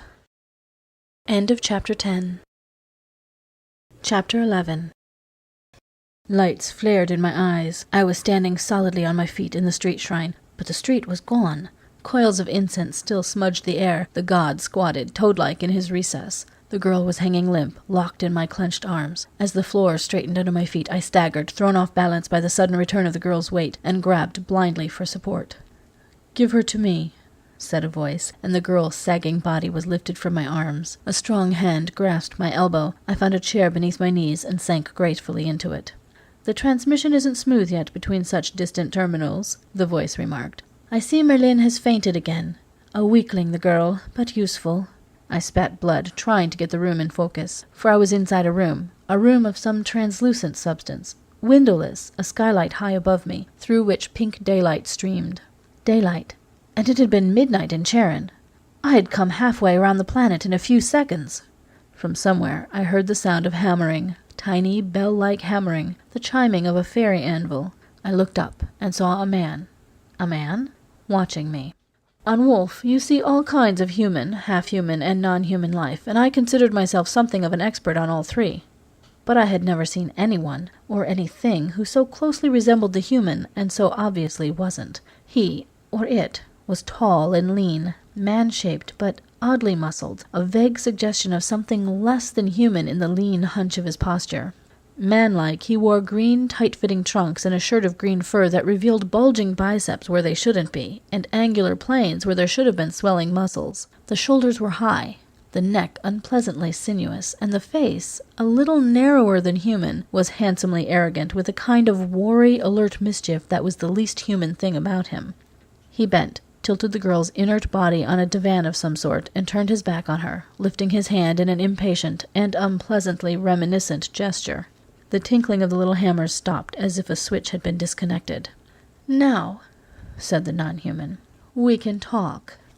Like the waif, he spoke Shensa, and spoke it with a better accent than any non-human I'd ever known, so well that I looked again to be certain. I wasn't too dazed to answer in the same tongue, but I couldn't keep back a spate of questions. "What happened? Who are you? What is this place?" The non-human waited, crossing his hands, quite passable hands if you didn't look too closely at what should have been nails, and bent forward in a sketchy gesture. "Do not blame Mélin. She acted under orders. It was imperative you be brought here tonight, and we had reason to believe you might ignore an ordinary summons. You were clever at evading our surveillance, for a time, but there would not be 2 dry-towners in Charon tonight who would dare the ghost wind. Your reputation does you justice, Recall Sensar." "Recall Sensar! Once again, recall!" Shaken, I pulled a rag from my pocket and wiped blood from my mouth. I'd figured out in Shensa why the mistake was logical, and here in Charon I'd been hanging around in Recall's old haunts, covering his old trails. Once again, mistaken identity was natural. Natural or not, I wasn't going to deny it. If these were Recall's enemies, my real identity should be kept as an ace in reserve which might, just might, get me out alive again. If they were his friends, well, I could only hope that no one who knew him well by sight would walk in on me. "We knew," the non-human continued, "that if you remained where you were, the Tyran and Cargill would have made his arrest. We know about your quarrel with Cargill, among other things, but we did not consider it necessary that you should fall into his hands at present." I was puzzled. "I still don't understand. Exactly where am I?"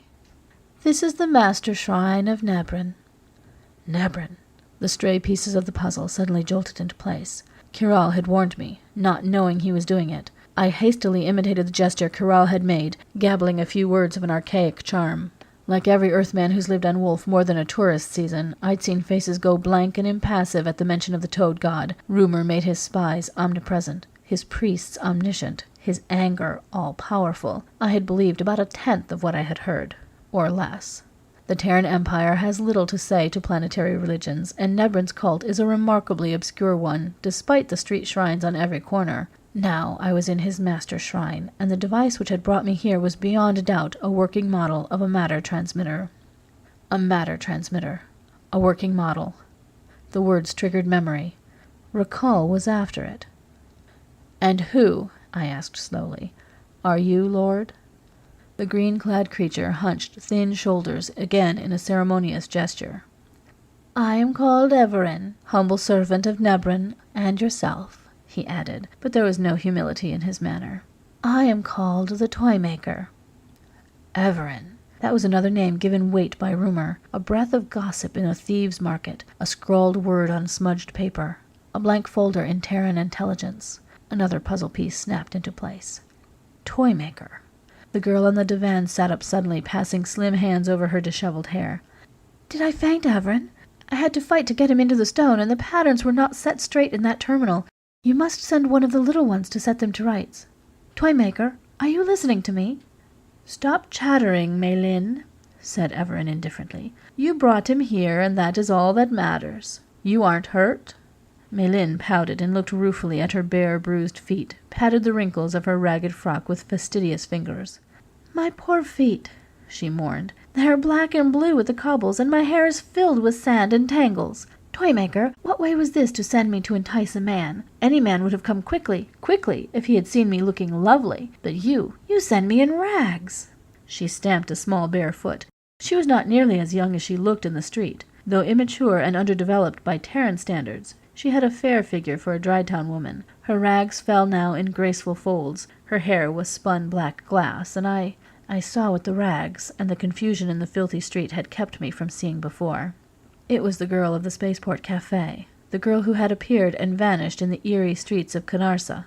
Everin was regarding her with what, in a human, might have been rueful impatience. He said, "You know you enjoyed yourself, as always, Maylin. Run along and make yourself beautiful again, little nuisance."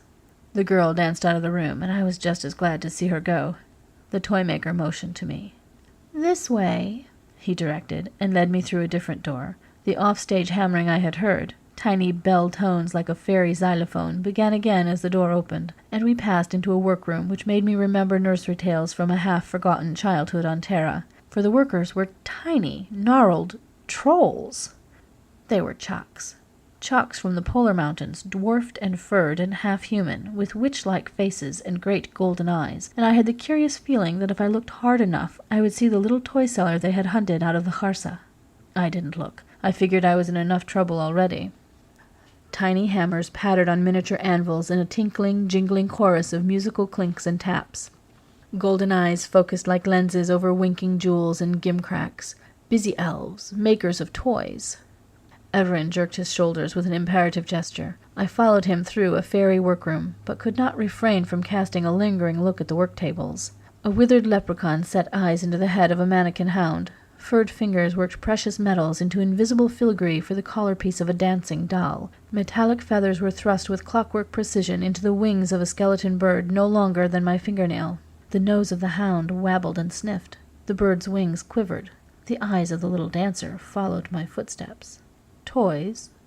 "This way," Everin rapped, and a door slid shut behind us. The clinks and taps grew fainter, but never ceased. My face must have betrayed more than conventional impassivity, for Everin smiled. "Now you know, Rakal, why I am called the Toymaker. Is it not strange? The master priest of Nebran, a maker of toys, and the shrine of the Toad God, a workshop for children's playthings."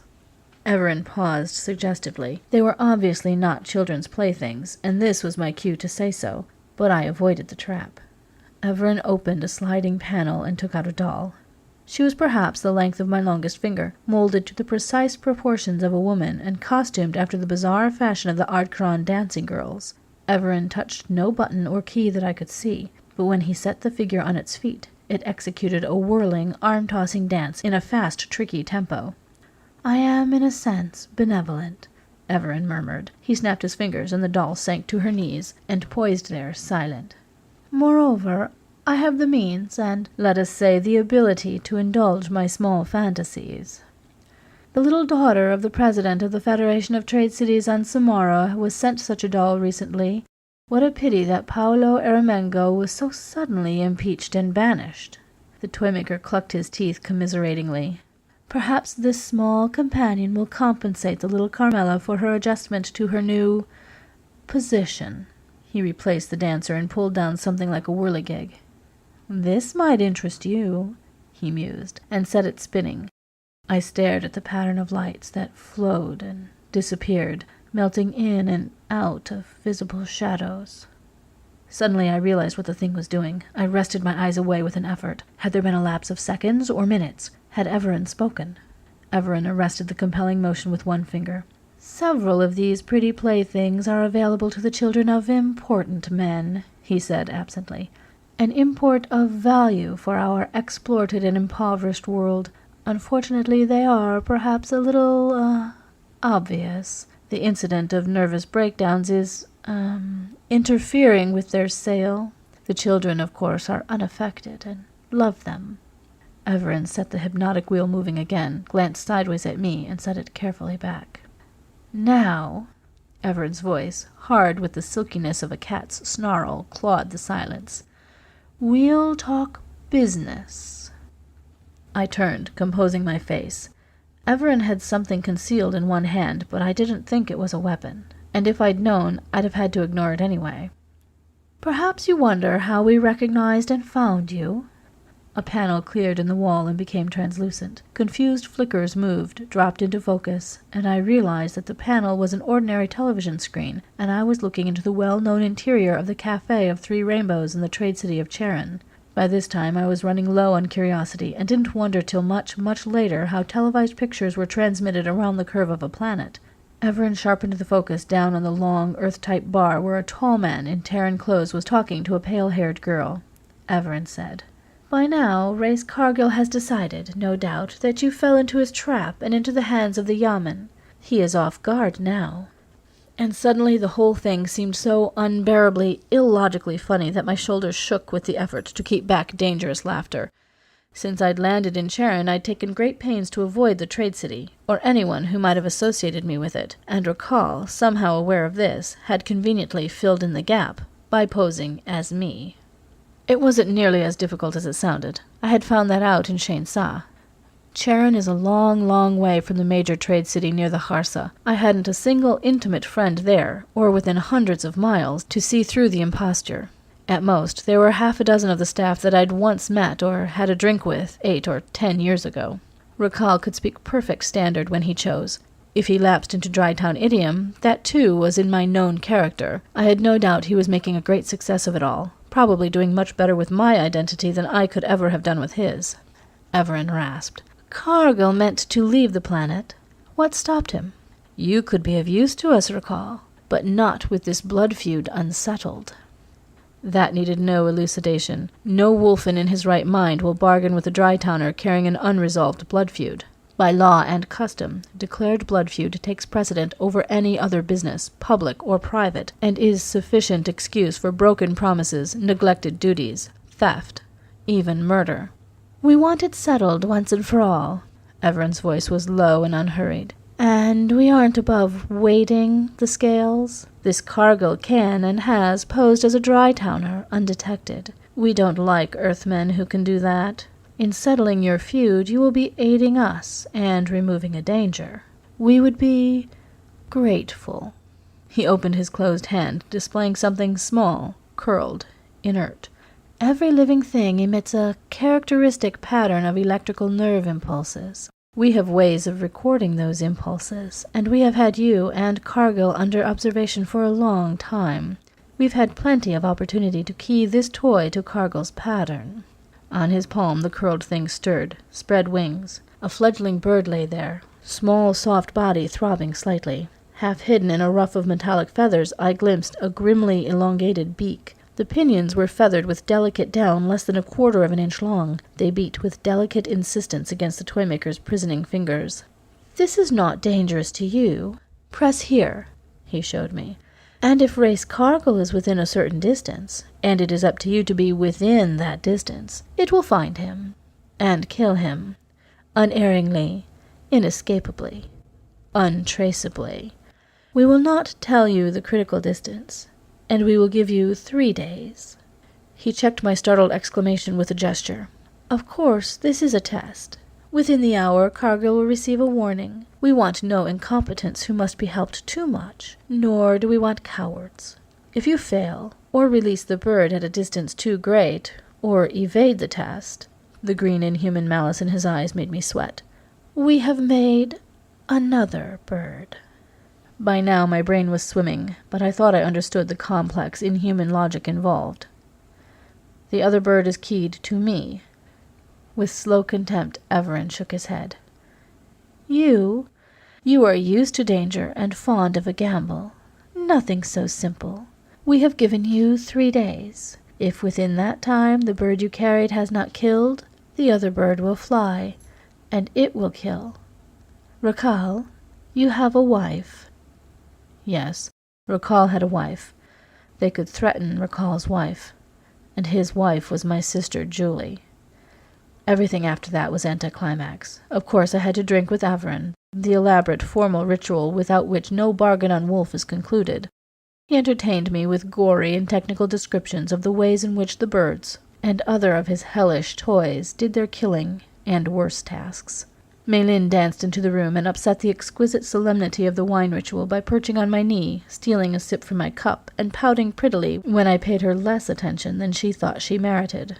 I didn't dare pay much attention, even when she whispered with the deliberate and thorough wantonness of a dry-town woman of high caste who has flung aside her fetters, something about a rendezvous at the Three Rainbows. But eventually it was over, and I stepped through a door that twisted with a giddy blankness and found myself outside a bare, windowless wall in Charon again, the night sky starred and cold. The acrid smell of the ghost wind was thinning in the streets, but I had to crouch in a cranny of the wall when a final rustling horde of yamen, the last of their receding tide, rustled down the street. I found my way to my lodging in a filthy chalk hostel and threw myself down on the verminous bed. Believe it or not, I slept. End of Chapter 11. Chapter 12. An hour before dawn there was a noise in my room. I roused, my hand on my skein. Someone, or something, was fumbling under the mattress where I had thrust Everin's bird. I struck out, encountered something warm and breathing, and grappled with it in the darkness. A foul-smelling something gripped over my mouth. I tore it away and struck hard with the skein. There was a high shrilling. The gripping filth loosened and fell away, and something died on the floor. I struck a light, retching in revulsion. It hadn't been human. There wouldn't have been that much blood from a human. Not that color, either. The Chalk who ran the place came and gibbered at me. Chalks have a horror of blood, and this one gave me to understand that my lease was up then and there. No arguments, no refunds. He wouldn't even let me go into his stone outbuilding to wash the foul stuff from my shirt-cloak. I gave up and fished under the mattress for Everin's toy. The Chalk got a glimpse of the embroideries on the silk in which it was wrapped and stood back, his loose, furry lips hanging open, while I gathered my few belongings together and strode out of the room. He would not touch the coins I offered. I laid them on a chest, and he let them lie there, and as I went into the reddening morning, they came flying after me into the street. I pulled the silk from the toy and tried to make some sense from my predicament. The little thing lay innocent and silent in my palm. It wouldn't tell me whether it had been keyed to me, the real Cargill, some time in the past, or to Rakhal, using my name and reputation in the Terran colony here at Charon. If I pressed the stud, it might play out this comedy of errors by hunting down Rakhal, and all my troubles would be over. For a while, at least, until Everin found out what had happened. I didn't deceive myself that I could carry the impersonation through another meeting. On the other hand, if I pressed the stud, the bird might turn on me, and then all my troubles would be over for good. If I delayed past Everin's deadline and did nothing, the other bird in his keeping would hunt down Julie and give her a swift and not too painless death. I spent most of the day in a chalk dive, juggling plans, toys innocent and sinister, spies, messengers, toys which killed horribly, toys which could be controlled, perhaps, by the pliant mind of a child, and every child hates its parents now and again. Even in the Terran colony, who was safe? In Mac's very home, one of the Magnuson youngsters had a shiny thing which might or might not be one of Everin's hellish toys. Or was I beginning to think like a superstitious dry-towner? Damn it, Everin couldn't be infallible. He hadn't even recognized me as Race Cargill. Or... Suddenly the sweat broke out again on my forehead. Or had he? Had the whole thing been one of those sinister, deadly, and incomprehensible non-human jokes? I kept coming to the same conclusion. Julie was in danger, but she was half a world away. Rakhal was here in Charon. There was a child involved. Julie's child. The first step was to get inside the Terran colony and see how the land lay. Charon is a city shaped like a crescent moon encircling the small trade city. A miniature spaceport, a miniature skyscraper HQ, and clustered dwellings of the Terrans who worked there, and those who lived with them and supplied them with necessities, services, and luxuries. Entry from one to the other is through a guarded gateway, since this is hostile territory, and Charon lies far beyond the impress of ordinary Terran law. But the gate stood open wide, and the guards looked lax and bored. They had shockers, but they didn't look as if they'd used them lately. One raised an eyebrow to his companion as I shambled up. I could pretty well guess the impression I made, dirty, unkempt, and stained with non-human blood. I asked permission to go into the Terran zone. They asked me my name and business, and I toyed with the notion of giving them the name of the man I was inadvertently impersonating. Then I decided that if Rakhal had passed himself off as Race Cargill, he'd expect exactly that, and he was also capable of the masterstroke of impudence, putting out a pickup order through Space Force for his own name. So I gave them the name we'd used from Shainsaw to Charon, and tacked one of the Secret Service passwords on the end of it. They each looked at each other again, and one said, "Raskar, eh?" This is the guy, all right." He took me into the little booth by the gate while the other used an intercom device. Presently, they took me along to the HQ building and into an office that said Legate. I tried not to panic, but it wasn't easy. Evidently, I'd walked square into another trap. One guard asked me, "All right, now, what exactly is your business in the Trade City?" I'd hoped to locate Recall first. Now I knew I'd have no chance, and at all costs I must straighten out this matter of identity before it went any further. "Put me straight through to Magnuson's office, level 38 at Central HQ, by Vizzy," I demanded. I was trying to remember if Mac had ever even heard the name we used in Shainsa. I decided I couldn't risk it. "Name of race Cargill." The guard grinned without moving. He said to his partner, "That's the one, all right." He put his hand on my shoulder, spinning me around. "Haul off, man. Shake your boots." There were 2 of them, and Space Force guards aren't picked for their good looks. Just the same, I gave a pretty good account of myself until the inner door opened and a man came storming out. "What the devil is all this racket?" One guard got a hammerlock on me. "This dry-towner bum tried to talk us into making a priority call to Magnuson, the chief at Central. He knew a couple of the SS passwords. That's what's got him through the gate. Remember, Cargill passed the word that somebody would turn up trying to impersonate him." "I remember." The strange man's eyes were wary and cold. "You damned fools," I snarled. "Magnuson will identify me. Can't you realize you're dealing with an imposter?" One of the guards said to the Legate in an undertone, "Maybe we ought to hold him as a suspicious character." But the Legate shook his head. "Not worth the trouble. Cargill said it was a private affair. You might search him. Make sure he's not concealing contraband weapons," he added, and talked softly to the wide-eyed clerk in the background while the guards went through my shirt cloak and pockets. When they started to unwrap the silk-shrouded toy, I yelled. If the thing got set off accidentally, there'd be trouble. The Legate turned and rebuked. "Can't you see it's embroidered with the toad god? It's a religious amulet of some sort. Let it alone." They grumbled, but gave it back to me, and the Legate commanded, "Don't mess him up any more. Give him back his knife and take him to the gates, but make sure he doesn't come back." I found myself seized and frog-marched to the gate. One guard pushed my skein back into its clasp, the other shoved me hard, and I stumbled, fell sprawling in the dust of the cobbled street, to the accompaniment of a profane statement about what I could expect if I came back. A chorus of jeers from a cluster of chalk children and veiled women broke across me. I picked myself up, glowered so fiercely at the giggling spectators that the laughter drained away into silence, and clenched my fists, half inclined to turn back and bull my way through. Then I subsided. First round, to Recall. He had sprung the trap on me very neatly. The street was narrow and crooked, winding between doubled rows of pebble houses and full of dark shadows even in the crimson noon. I walked aimlessly, favoring the arm the guard had crushed. I was no closer to settling things with Recall, and I had slammed at least one gate behind me. Why hadn't I had sense enough to walk up and demand to see Race Cargill? Why hadn't I insisted on a fingerprint check? I could prove my identity, and Recall, using my name in my absence to those who didn't know me by sight, couldn't. I could at least have made him try. But he had maneuvered it very cleverly, so I never had a chance to insist on proofs. I turned into a wine shop and ordered a dram of greenish mountainberry liquor, sipping it slowly and fingering the few bills and coins in my pockets. I'd better forget about warning Julie. I couldn't vise her from Charon, except in the Terran zone. I had neither the money nor the time to make the trip in person, even if I could get passage on a Terran-dominated airline after today. Mei Lin. She had flirted with me, and like Dalisa, she might prove vulnerable. It might be another trap, but I'd take the chance. At least I could get hints about Everin, and I needed information. I wasn't used to this kind of intrigue anymore. The smell of danger was foreign to me now, and I found it unpleasant. The small lump of the bird in my pocket tantalized me. I took it out again. It was a temptation to press the stud and let it settle things, or at least start them going, then and there. After a while I noticed the proprietors of the shop staring at the silk of the wrappings. They backed off, apprehensive. I held out a coin, and they shook their heads.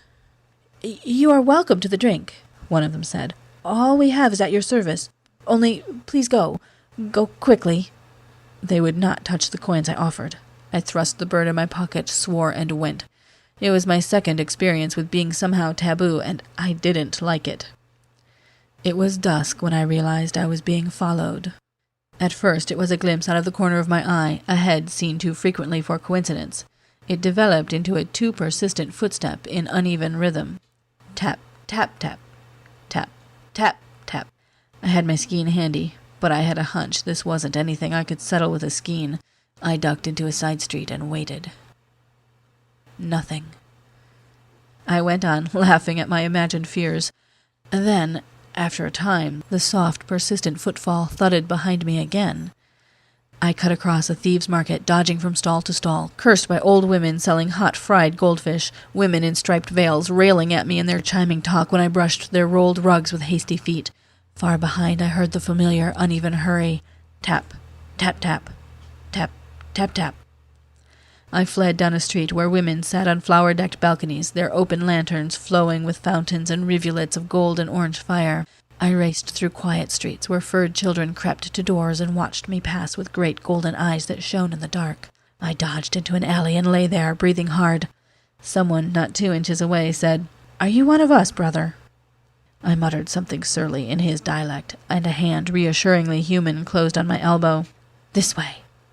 Out of breath with long running, I let him lead me, meaning to break away after a few steps, apologize for mistaken identity, and vanish, when a sound at the end of the street made me jerk stiff and listen. Tap, tap, tap, tap, tap, tap. I let my arm relax in the hand that guided me, flung a fold of my shirt cloak over my face, and went along with my unknown guide. End of Chapter 12. Chapter 13. I stumbled over steps, took a jolting stride downward, and found myself in a dim room jammed with dark figures, human and non-human. The figures swayed in the darkness, chanting in a dialect not altogether familiar to me, a monotonous, wailing chant with a single recurrent phrase, Kamaina, Kamaina. It began on a high note, descending in weird chromatics to the lowest tone the human ear could resolve. The sound made me draw back. Even the Dry-towners shunned the orgiastic rituals of Kamaina. Earthmen have a reputation for getting rid of the more objectionable customs, by human standards, on any planet where they live. But they don't touch religions, and Kamaina, on the surface anyhow, was a religion. I started to turn round and leave, as if I had inadvertently walked through the wrong door, but my conductor hauled on my arm, and I was wedged in too tight by now to risk a roughhouse. Trying to force my way out would only have called attention to me, and the first of the Secret Service maxims is, when in doubt, go along, keep quiet, and watch the other guy. As my eyes adapted to the dim light, I saw that most of the crowd were Charon plainsmen or chaks. 1 or 2 wore Dry-town shirt cloaks, and I even thought I saw an Earthman in the crowd, though I was never sure, and I fervently hope not. They were squatting around small crescent-shaped tables, and all intently gazing at a flickery spot of light at the front of the cellar. I saw an empty place at one table and dropped there, finding the floor soft as if cushioned. On each table, small smudging pastilles were burning, and from these cones of ash-tipped fire came the steamy, swimmy smoke that filled the darkness with strange colors. Beside me, an immature Chak girl was kneeling, her fettered hands strained tightly back at her sides, her naked breasts pierced for jeweled rings. Beneath the pallid fur around her pointed ears, the exquisite animal face was quite mad. She whispered to me, but her dialect was so thick that I could follow only a few words, and would just as soon not have heard those few. An older Chak grunted for silence, and she subsided, swaying and crooning. There were cups and decanters on all the tables, and a woman tilted pale phosphorescent fluid into a cup and offered it to me. I took one sip, then another. It was cold and pleasantly tart, and not until the second swallow turned sweet on my tongue did I know what I tasted. I pretended to swallow while the woman's eyes were fixed on me, then somehow contrived to spill the filthy stuff down my shirt. I was wary even of the fumes, but there was nothing else I could do. The stuff was Shalavan, outlawed on every planet in the Terran Empire, and every halfway decent planet outside it. More and more figures, men and creatures, kept crowding into the cellar, which was not very large. The place looked like the worst nightmare of a drug dreamer, ablaze with the colors of the smoking incense, the swaying crowd and their monotonous cries. Quite suddenly, there was a blaze of purple light, and someone screamed in raving ecstasy, "Nakina Nebran, Nahai Kamaina!" "Kamaina!" shrilled the tranced mob. An old man jumped up and started haranguing the crowd. I could just follow his dialect. He was talking about terror. He was talking about riots. He was jabbering mystical gibberish which I couldn't understand, and didn't want to understand, and rebel-rousing anti-Terran propaganda which I understood much too well. Another blaze of lights, and a long scream in chorus, "Kamaina!" Everin stood in the blaze of many-colored light. The Toymaker, as I had seen him last, cat-smooth, gracefully alien, shrouded in a ripple of giddy crimsons. Behind him was a blackness. I waited till the painful blaze of lights abated, then, straining my eyes to see past him, I got my worst shock. A woman stood there, naked to the waist, her hands ritually fettered with little chains that stirred and clashed musically as she moved, stiff-legged in a frozen dream. Hair like black grass banded her brow and naked shoulders, and her eyes were crimson. And the eyes lived in the dread, dreaming face. They lived, and they were mad with terror, although the lips curved in a gently tranced smile. Meilin. Everin was speaking in that dialect I barely understood. His arms were flung high, and his cloak went spilling away from them, rippling like something alive. The jammed humans and non-humans swayed and chanted, and he swayed above them like an iridescent bug, weaving arms rippling back and forth, back and forth. I strained to catch his words. Our world. An old world. "Kamaina!" whimpered the shrill chorus. Humans, humans, all humans would make slaves of us all save the children of the ape. I lost the thread for a moment, true. The Terran Empire has one small blind spot in otherwise sane policy, ignoring that non-human and human have lived placidly here for millennia.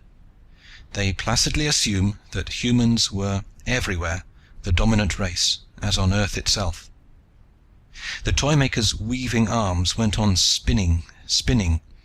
I rubbed my eyes to clear them of shalavan and incense. I hoped that what I saw was an illusion of the drug. Something huge and dark was hovering over the girl. She stood placidly, hands clasped on her chains, but her eyes writhed in the frozen calm of her face. Then something, I can only call it a sixth sense, bore it on me that there was someone outside the door. I was perhaps the only creature there, except for Everin, not drugged with shalavan, and perhaps that's all it was. But during the days in the Secret Service I'd had to develop some extra senses. 5 just weren't enough for survival. I knew somebody was fixing to break down that door, and I had a good idea why. I had been followed by the Legate's orders, and tracking me here, they'd gone away and brought back reinforcements. Someone struck a blow on the door, and a stentorian voice bawled, "Open up there, in the name of the Empire!" The chanting broke in ragged quavers. Everin stopped. Somewhere a woman screamed. The lights abruptly went out, and a stampede started in the room. Women struck me with chains. Men kicked. There were shrieks and howls. I thrust my way forward, butting with elbows and knees and shoulders. A dusky emptiness yawned, and I got a glimpse of sunlight and open sky, and knew that Everin had stepped through into somewhere and was gone. The banging on the door sounded like a whole regiment of Space Force out there. I dived toward the shimmer of little stars which marked Meilin's tiara in the darkness, braving the black horror hovering above her, and touched rigid girl flesh, cold as death. I grabbed her and ducked sideways. This time it wasn't intuition. 9 times out of 10, anyway. Intuition is just a mental shortcut which adds up all the things which your subconscious has noticed while you were busy thinking about something else. Every native building on Wolf had concealed entrances and exits, and I knew where to look for them. This one was exactly where I expected. I pushed at it and found myself in a long, dim corridor. The head of a woman peered from an opening door, She saw Maylin's limp body hanging on my arm, and her mouth widened in a silent scream. Then the head popped back out of sight and a door slammed. I heard the bolt slide. I ran for the end of the hall, the girl in my arms, thinking that this was where I came in as far as Maylin was concerned, and wondering why I bothered. The door opened on a dark, peaceful street. One lonely moon was setting beyond the rooftops. I set Maylin on her feet, but she moaned and crumpled against me. I put my shirt cloak round her bare shoulders.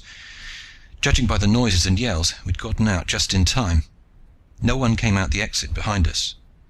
Either the Space Force had plugged it, or, more likely, everyone else in the cellar had been too muddled by drugs to know what was going on.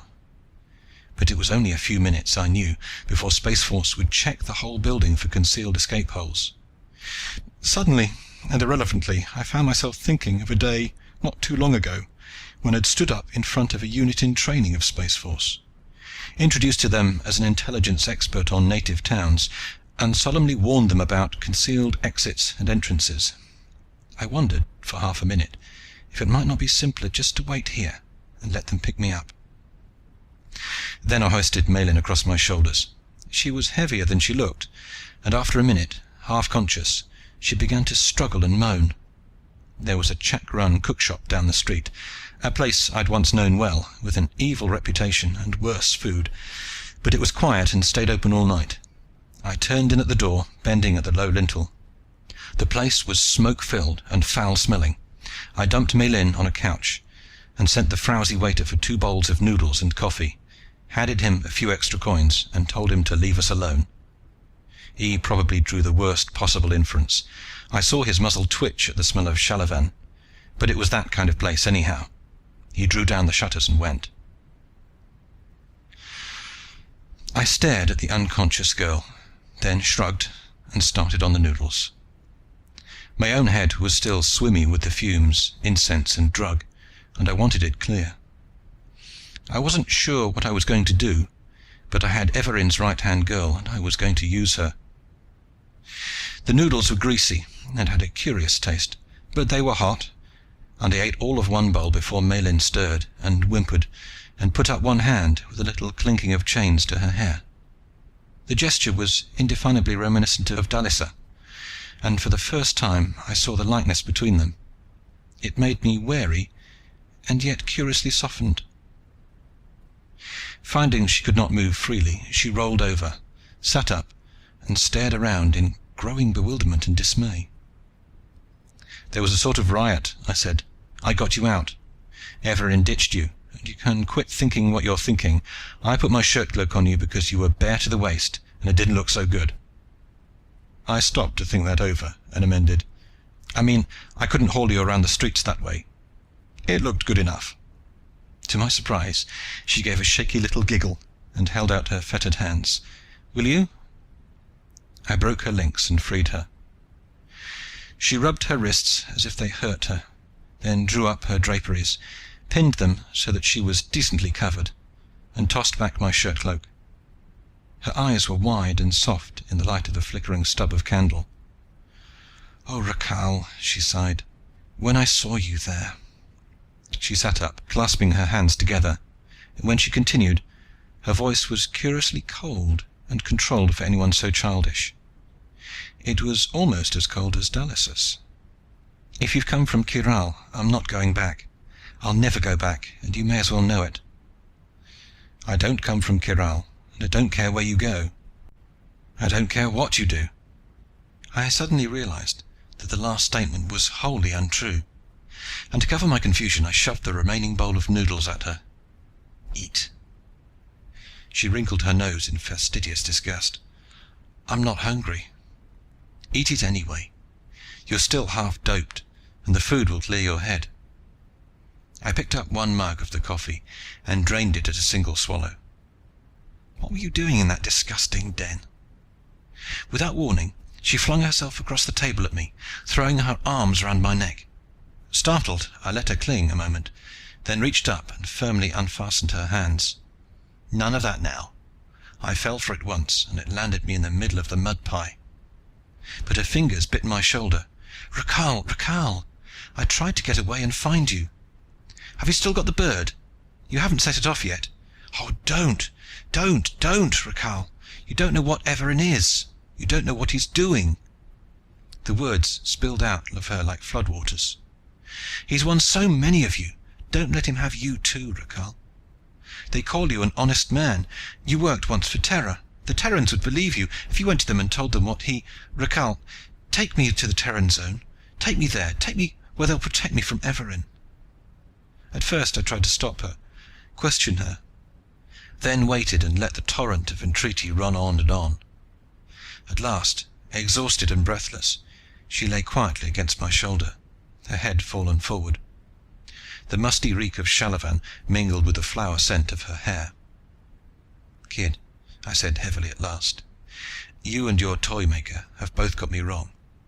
I'm not Rakhal Sensar. You're not? She drew back, regarding me in dismay. Her eyes searched every inch of me, from the grey streak across my forehead to the scar running down into my collar. Then who race Cargill? Terran intelligence. She stared, her mouth wide like a child's. Then she laughed. She laughed. At first I thought she was hysterical. I stared at her in consternation. Then, as her wide eyes met mine, with all the mischief of the non-human which was mingled into the human here, all the circular complexities of wolfy logic behind the woman in them, I started to laugh too.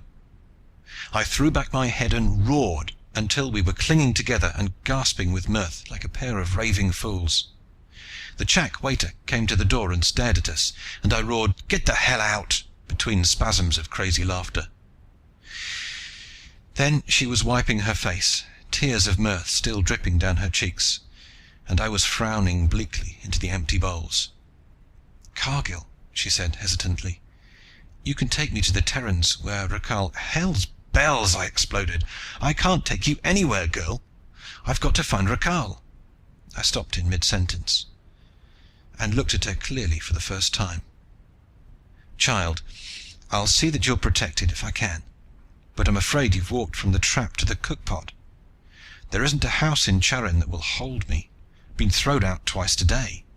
She nodded. "I don't know how the word spreads, but it happens in non-human parts. I think they can see trouble written in a human face, or smell it in the wind." She fell silent, her face propped sleepily between her hands, her hair falling in tangles. I took one of her hands in mine and turned it over. It was a fine hand, with bird-like bones and soft rose-tinted nails, but the lines and hardened places around the knuckles reminded me that she, too, came from the cold austerity of the salt dry towns. After a moment she flushed and drew her hand from mine.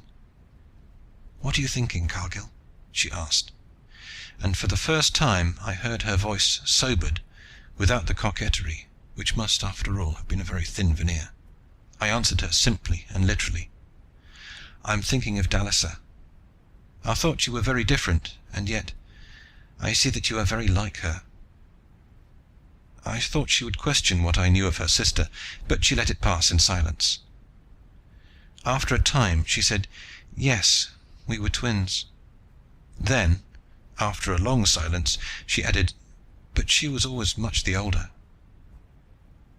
And that was all I ever knew of whatever obscure pressures had shaped Dallisa into an austere and tragic Clytemnestra, and Maelin into a pixie runaway. Outside the drawn shutters dawn was brightening. Maelin shivered, drawing her thin draperies round her bare throat. I glanced at the little rim of jewels that starred her hair, and said, "You'd better take those off and hide them. They alone would be enough to have you hauled into an alley and strangled in this part of Charin." I hauled the bird toy from my pocket and slapped it on the greasy table, still wrapped in its silk. "I don't suppose you know which of us this thing is set to kill?" "I know nothing about the toys."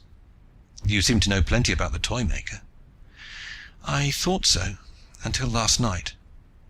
I looked at the rigid, clamped mouth, and thought that if she were really as soft and as delicate as she looked, she would have wept. Then she struck her small hand on the tabletop and burst out, "It's not a religion. It isn't even an honest movement for freedom. It's a front for smuggling and drugs and every other filthy thing." Believe it or not, when I left Shensa, I thought Nebran was the answer to the way the Terrans were strangling us. Now I know there are worse things on Wolf than the Terran Empire. I've heard of Rakal Sensar, and whatever you may think of Rakal, he's too decent to be mixed up in anything like this. Suppose you tell me what's really going on, I suggested. She couldn't add much to what I knew already, but the last fragments of the pattern were beginning to settle into place. Rakal, seeking the matter transmitter and some key to the non-human sciences of Wolf, I knew now what the city of the Silent Ones had reminded me of, had somehow crossed the path of the Toymaker. Everin's words now made sense. You were clever at evading our surveillance for a while. Possibly, though I'd never know, Quinn had been keeping one foot in each camp, working for Catterall and for Everin. The Toymaker, knowing of Rakal's anti-Terran activities, had believed he would make a valuable ally, and had taken steps to secure his help. Julie herself had given me the clue. He smashed Rindy's toys. Out of the context, it sounded like the work of a madman. Now, having encountered Everin's workshop, it made plain good sense. And I think I had known all along that Rakal could not have been playing Everin's game. He might have turned against Terra, though now I was beginning to even doubt that, and certainly he'd have killed me if he found me. But he would have done it himself, and without malice. Killed without malice, that doesn't make sense in any of the languages of Terra, but it made sense to me. Maylin had finished her brief recitation and was drowsing, her head pillowed on the table.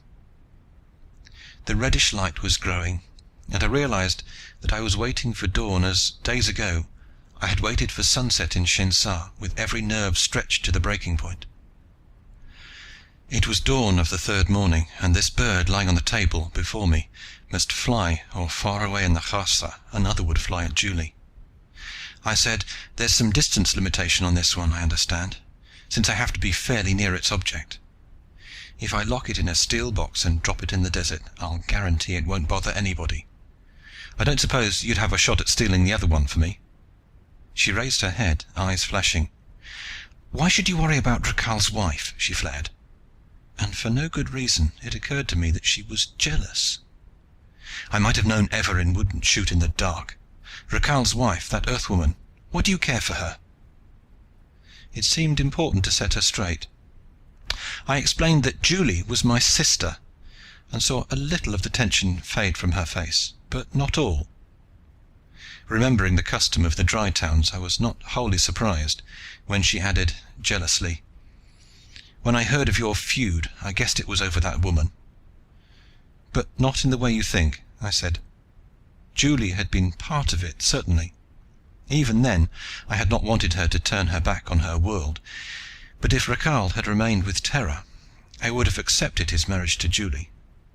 Accepted it? I'd have rejoiced. God knows we'd been closer than brothers, those years in the Dry Towns. And then, before Maylin's flashing eyes, I suddenly faced my secret hate, my secret fear.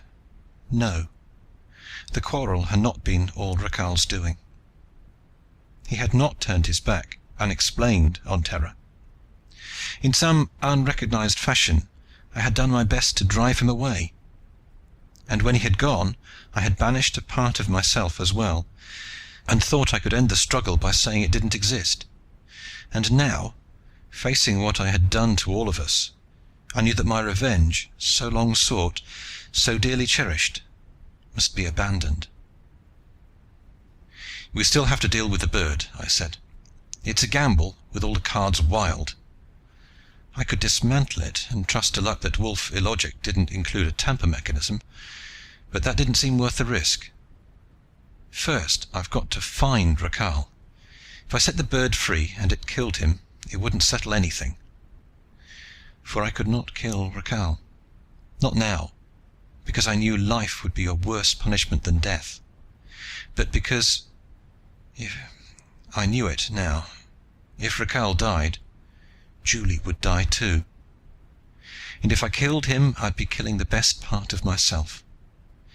Somehow, Rakal and I must strike a balance between our two worlds and try to build a new one from them. And I can't sit here and talk any longer. I haven't time to take you. I stopped, remembering the spaceport cafe at the edge of the Kharsa. There was a street shrine or matter transmitter right there, across the street from the Terran HQ. All these years. You know your way in the transmitters. You can go there in a second or two. She could warn Julie. Tell Magnuson. But when I suggested this, giving her a password that would take her straight to the top, she turned white. All jumps have to be made through the master shrine. I stopped and thought about that. Where is Everin likely to be right now? She gave a nervous shudder. He's everywhere. Rubbish. He's not omniscient. Why, you little fool, he didn't even recognize me. He thought I was Raquel. I wasn't too sure myself, but Malin needed reassurance. Or take me to the master shrine. I can find Raquel in that scanning device of Everin's. I saw refusal in her face and pushed on. If Everin's there, I'll prove he's fallible enough with a skein in his throat. And here, I thrust the toy into her hand. Hang on to this, will you? She put it matter-of-factly into her draperies. I don't mind that, but to the shrine. Her voice quivered, and I stood up and pushed at the table. Let's get going. Where's the nearest street shrine? No. Oh, I don't dare. You've got to. I saw the chak who owned the place edging round the door again and said, There's no use arguing, Malin. When she had readjusted her robes a little while ago, she had pinned them so that the flat sprawl of the Nebran embroideries were over her breasts. I put a finger against them, not in a sensuous gesture, and said, The minute they see these, they'll throw us out of here too. If you knew what I know of Nebran, you wouldn't want me to go near the master shrine again. There was that faint coquettishness in her sideways smile, and suddenly I realized that I didn't want her to. But she was not Dalessa, and she could not sit in cold dignity while her world fell into ruin. Malin must fight for the one she wanted. And then some of that primitive male hostility which lives in every man came to the surface, and I gripped her arm until she whimpered. Then I said, in the Shan which still comes to my tongue when moved or angry, Damn it, you're going! Have you forgotten that if it weren't for me you'd have been torn to pieces by that raving mob, or something worse? That did it. She pulled away, and I saw again, beneath the veneer of petulant coquetry, that fierce and untamable insolence of the Dry-towner. The more fierce and arrogant in this girl, because she had burst her fettered hands free and shaken off the ruin of the past. I was seized with a wildly inappropriate desire to seize her, crush her in my arms, taste the red honey of that teasing mouth.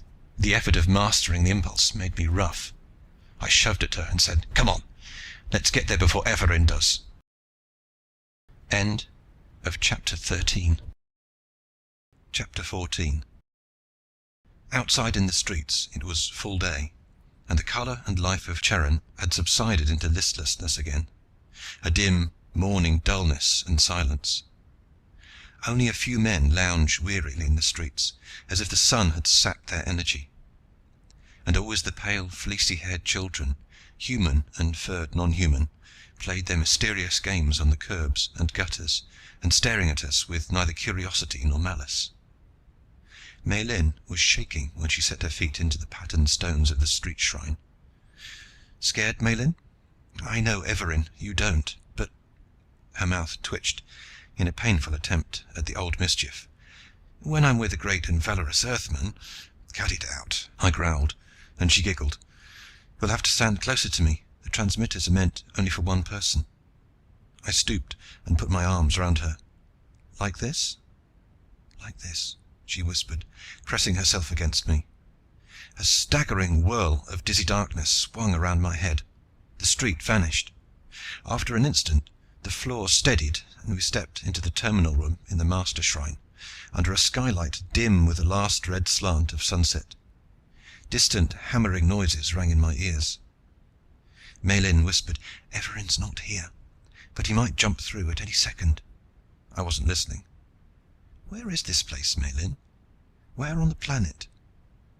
No one knows but Everin, I think. There are no doors. Anyone who goes in or out jumps through the transmitter. She pointed. The scanning device is in there.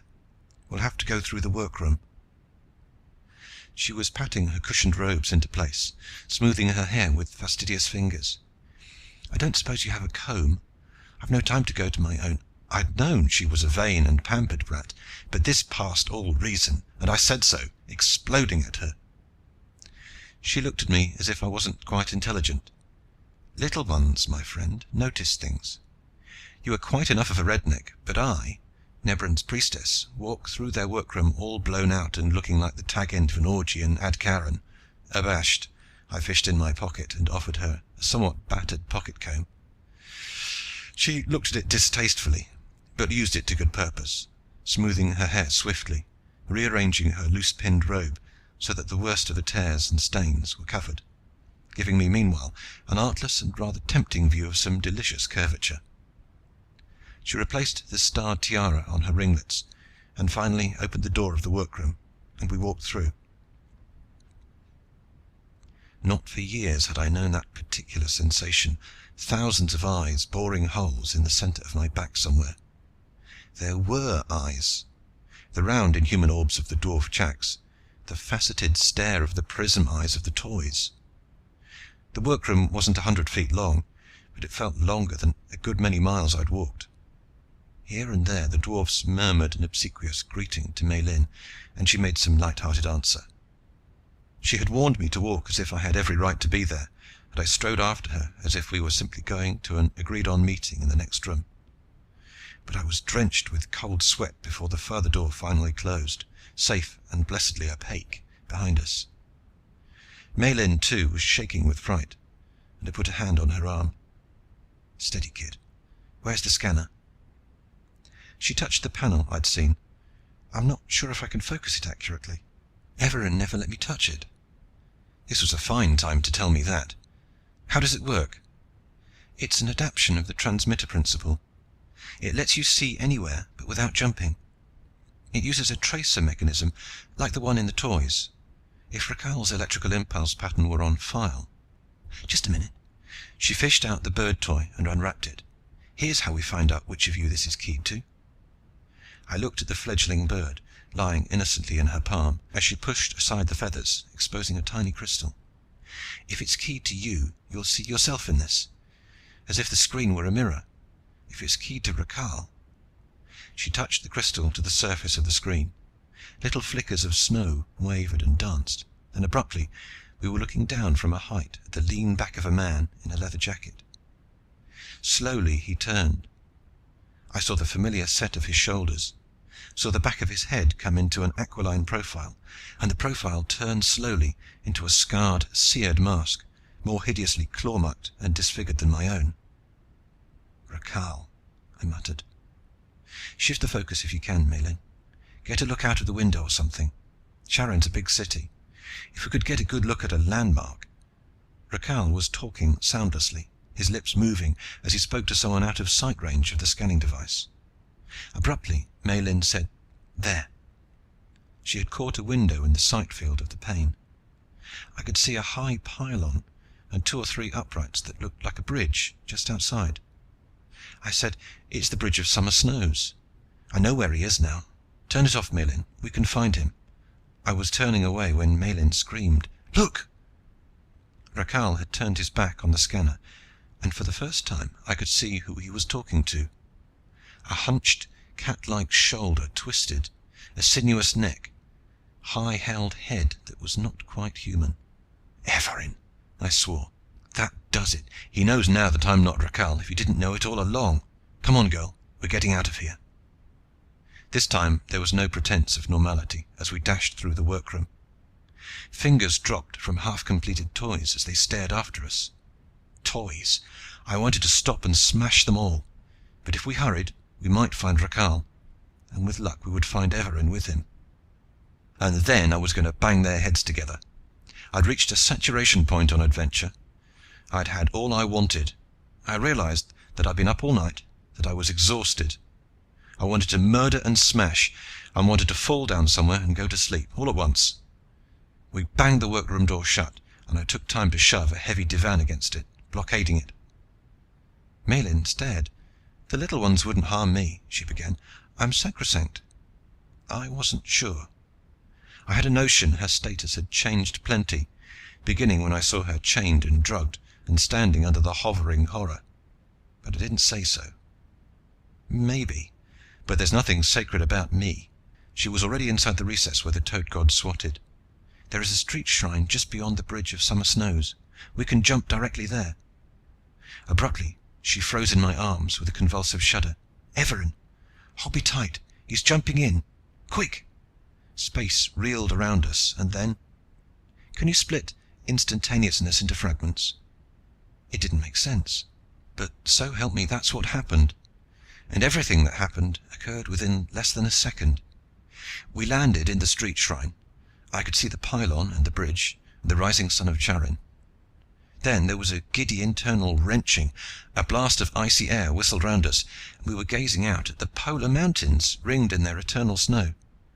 Malin clutched at me. Pray, pray to the gods of terror, if there are any. She clung so violently that it felt as if her small body were trying to push through me and come out the other side. I hung on tight. Malin knew what she was doing in the transmitter. I was just along for the ride, and I didn't relish the thought of being dropped off somewhere in that black limbo we traversed. We jumped again, the sickness of disorientation forcing a moan from the girl, and darkness shivered round us. I looked on an unfamiliar street of black night and dust-bleared stars. She whimpered, Everin knows what I'm doing.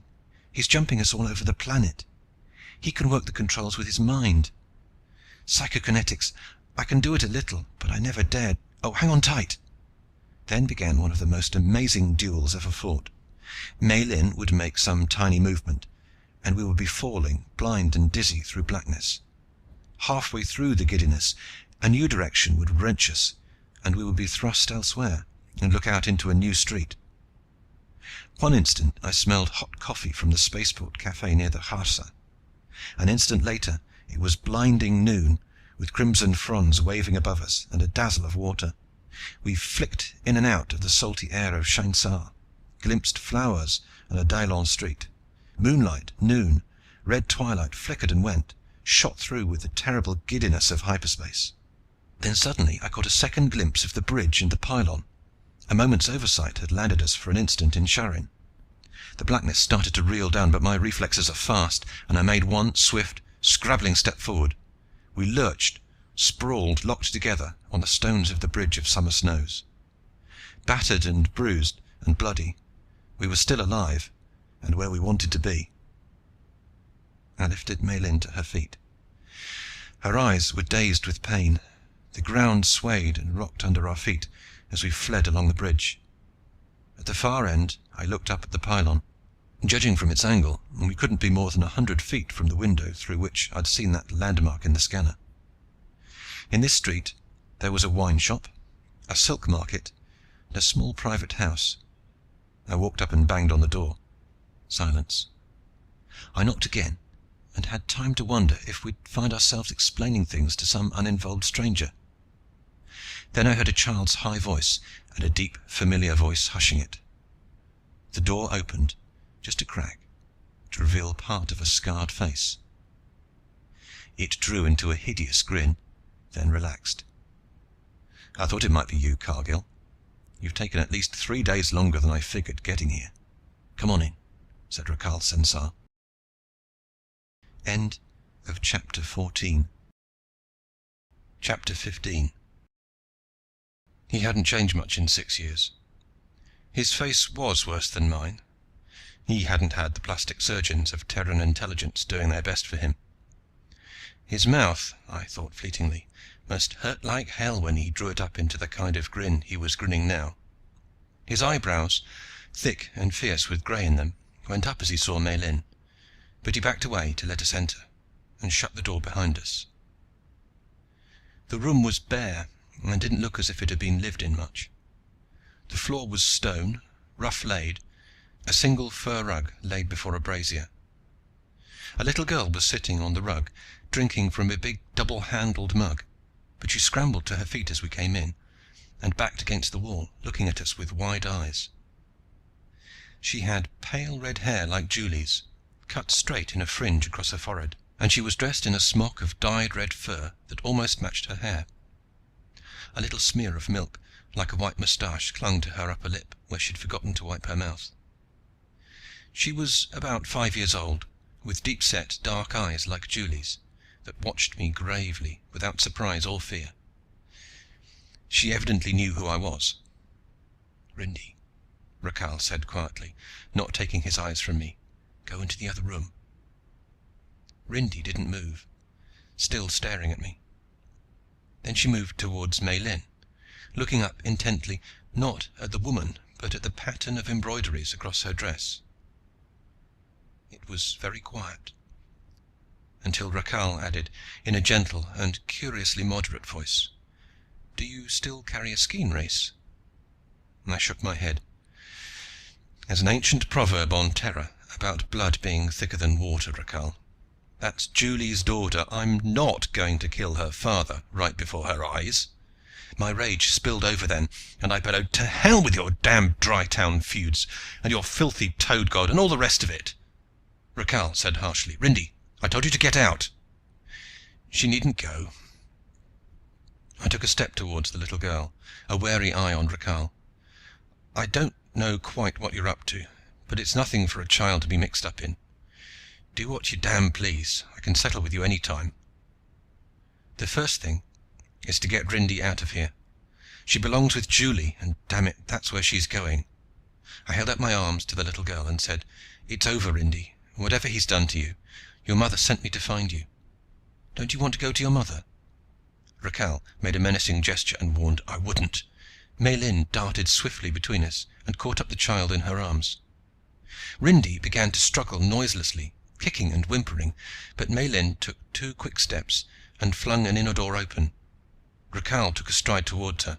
She whirled on him, fighting to control the furious little girl, and gasped, "Settle it between you, without the baby watching." Through the open door I briefly saw a bed, a child's small dresses hanging on a hook, before Mei Lin kicked the door shut and I heard a latch being fastened.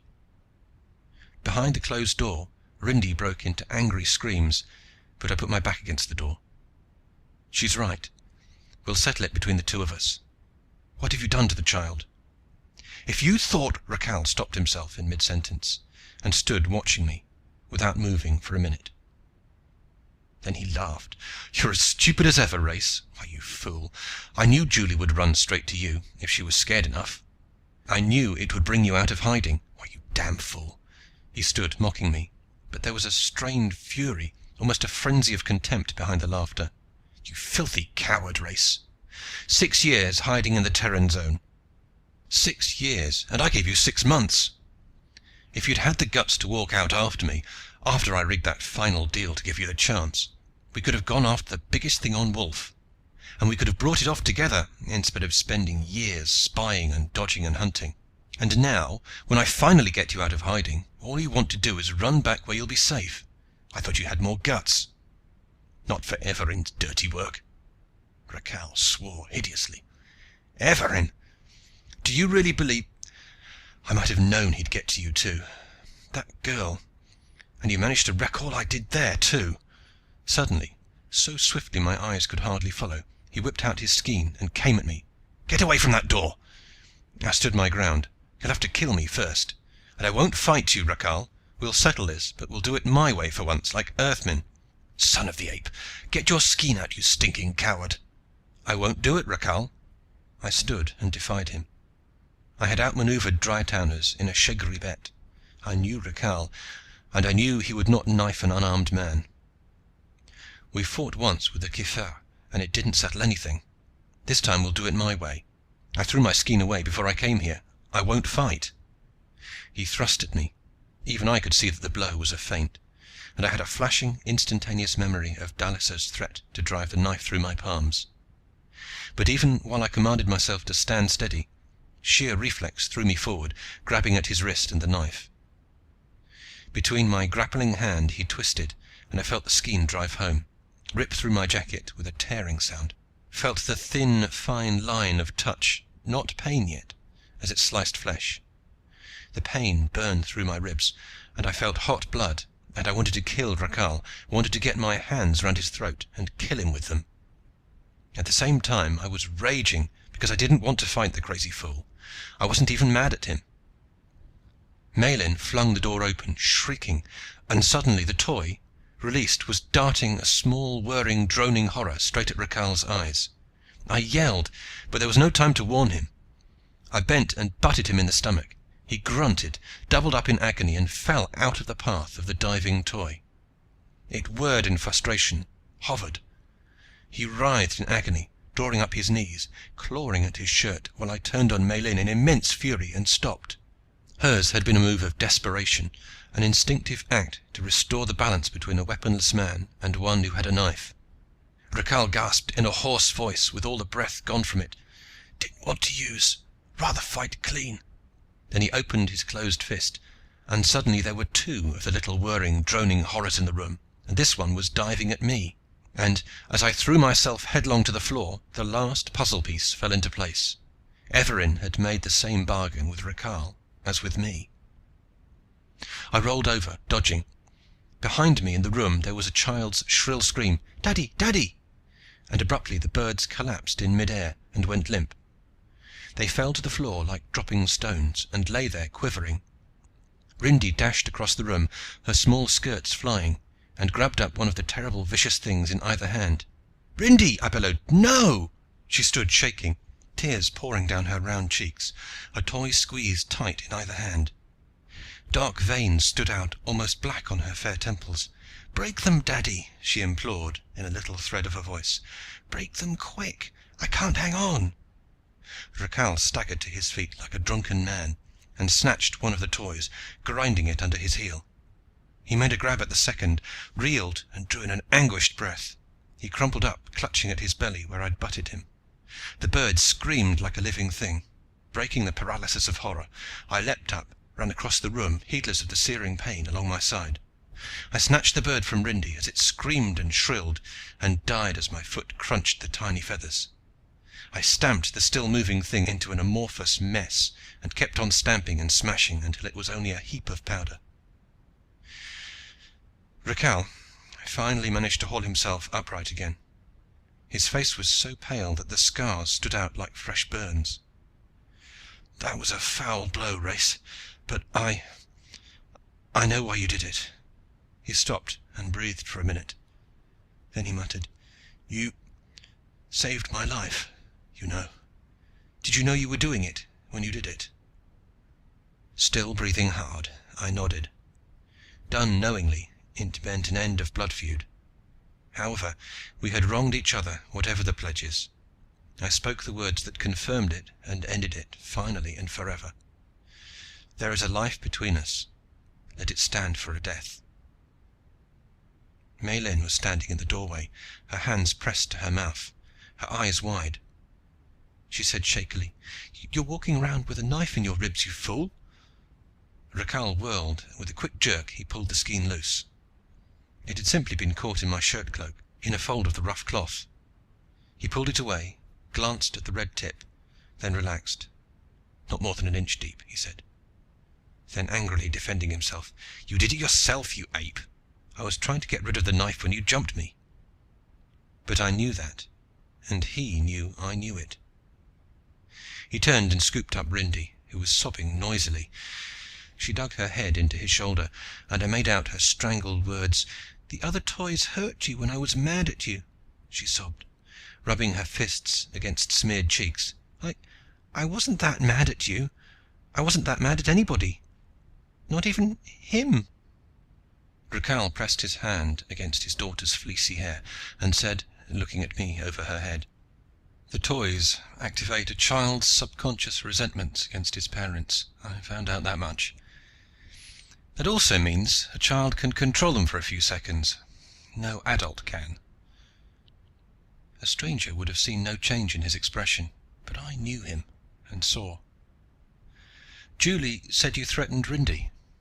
He chuckled and set the child on her feet. "What else could I say that would have scared Julie enough to send her running to you? Julie's proud, almost as proud as you are, you stiff-necked son of the ape." The insult did not sting me now. "Come on, sit down and let's decide what to do, now we've finished up the old business." He looked remotely at Malin and said, "You must be Dallas's sister. I don't suppose your talents include knowing how to make coffee?" They didn't, but with Rindy's help, Maylin managed, and while they were out of the room, Rakhal explained briefly. "Rindy has rudimentary ESP. I've never had it myself, but I could teach her something, well, not much, about how to use it. I've been on Everin's track ever since that business of the Liss. I'd have got it sooner if you were still working with me, but I couldn't do anything as a Terran agent, and I had to be kicked out so thoroughly that the others wouldn't be afraid I was still working secretly for Terra. For a long time I was just chasing rumors, but when Rindy got big enough to look in the crystals of Nebran, I started making some progress. I was afraid to tell Julie. Her best safety was the fact that she didn't know anything. She's always been a stranger in the Dry Towns." He paused, then said with honest self-evaluation, "Since I left the Secret Service, I've been a stranger there myself."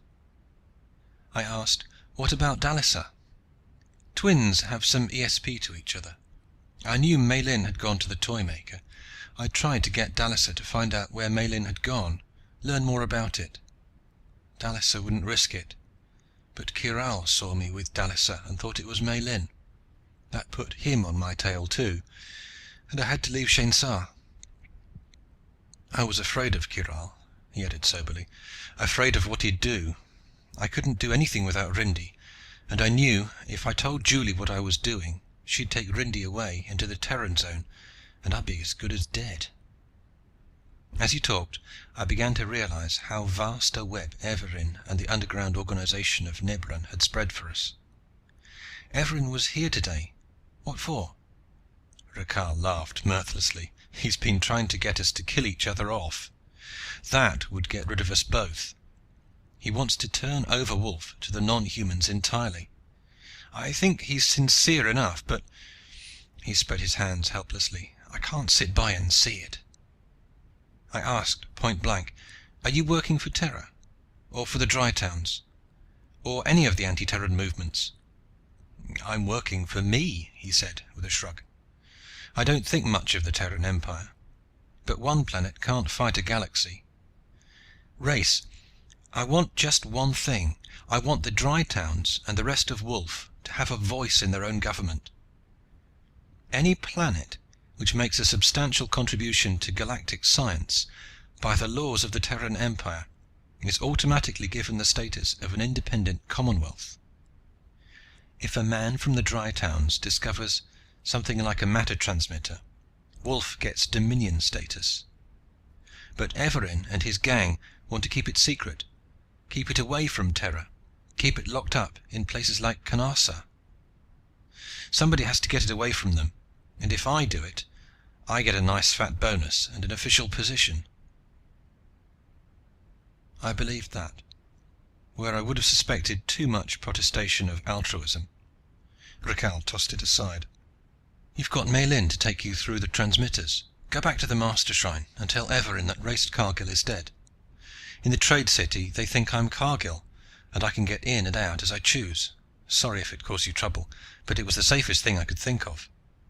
And I'll advise Magnusson and have him send soldiers to guard the street shrines. Evarin might try to escape through one of them." I shook my head. "Terra hasn't enough men on all Wolf to cover the street shrines in Sharin alone. And I can't go back with Maylin." I explained. Rakhal pursed his lips and whistled when I described the fight in the transmitter. "You have all the luck, Cargill. I've never been near enough even to be sure how they work. And I'll bet you didn't begin to understand. We'll have to do it the hard way then. It won't be the first time we've bulled our way through a tight place. We'll face Evarin in his own hideout. If Rindy's with us, we needn't worry." I was willing to let him assume command, but I protested. "You take a child into that... What else can we do? Rindy can control the toys, and neither you nor I can do that if Evarin should decide to throw his whole arsenal at us." He called Rindy and spoke softly to her. She looked from her father to me, and back again to her father, then smiled and stretched out her hand to me. Before we ventured into the street, Rakhal scowled at the sprawled embroideries on Maylin's robe. He said, "In those things you show up like a snowfall in Shainsa. If you go out in them you could be mobbed, Hadn't you better get rid of them now?" "I can't," she protested.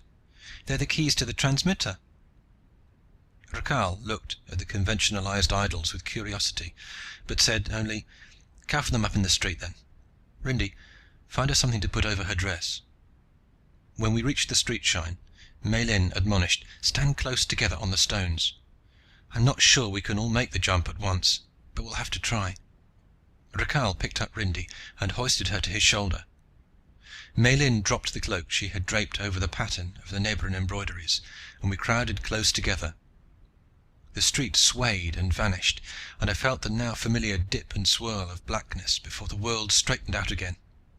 Rindy was whimpering, dabbing smeary fists at her face. "Daddy, my nose is bleeding." Maylin hastily bent and wiped the blood from the snubby nose. Rakhal gestured impatiently. "The workroom. Wreck everything you see. Rindy, if anything starts to come at us, you stop it. Stop it quick, and..." He bent and took the little face between his hands. "Chia, remember they're not toys, no matter how pretty they are." Her grave grey eyes blinked, and she nodded. Rakhal flung open the door of the elves' workshop with a shout. The ringing of the anvils shattered into 1,000 dissonances as I kicked over a workbench, and half-finished toys crashed in confusion on the floor. The dwarfs scattered like rabbits before our assault of destruction. I smashed tools, filigree, jewels, stamping everything with my heavy boots. I shattered glass, caught up a hammer and smashed crystals. There was a wild exhilaration to it. A tiny doll, proportioned like a woman, dashed toward me, shrilling in her supersonic shriek. I put my foot on her and ground the life out of her, and she screamed like a living woman as she came apart. Her blue eyes rolled from her head and lay on the floor, watching me. I crushed the blue jewels under my heel. Rakhal swung a tiny hound by the tail. Its head shattered into debris of almost invisible gears and wheels. I caught up a chair and wrecked glass cabinet of parts with it, swinging furiously. A berserk madness of smashing and breaking had laid hold of me. I was drunk with crushing and shattering and ruining when I heard Maylin scream a warning and turned to see Everin standing in the doorway. His green cat eyes blazed with rage. Then he raised both hands in a sudden sardonic gesture, and with a loping, inhuman glide, raced for the transmitter. "Rindy!" Rakhal panted. "Can you block the transmitter?" Instead, Rindy shrieked, "We've got to get out! The roof is falling down! The house is going to fall down on us! The roof! Look at the roof!" I looked up, transfixed by horror. I saw a wide rift open, saw the skylight shatter and break, and daylight pouring through the cracking walls. Rakhal snatched Rindy up, protecting her from the falling debris with his head and shoulders. I grabbed Maylin round the waist, and we ran for the rift in the buckling wall. We shoved through just before the roof caved in and the walls collapsed, and we found ourselves standing on a bare grassy hillside, looking down in shock and horror, as below us section after section of what had been apparently bare hill and rock caved in and collapsed into dusty rubble. Maylin screamed hoarsely, "Run! Run! Hurry!" I didn't understand, but I ran. I ran, my sides aching, blood streaming from the forgotten flesh wound in my side.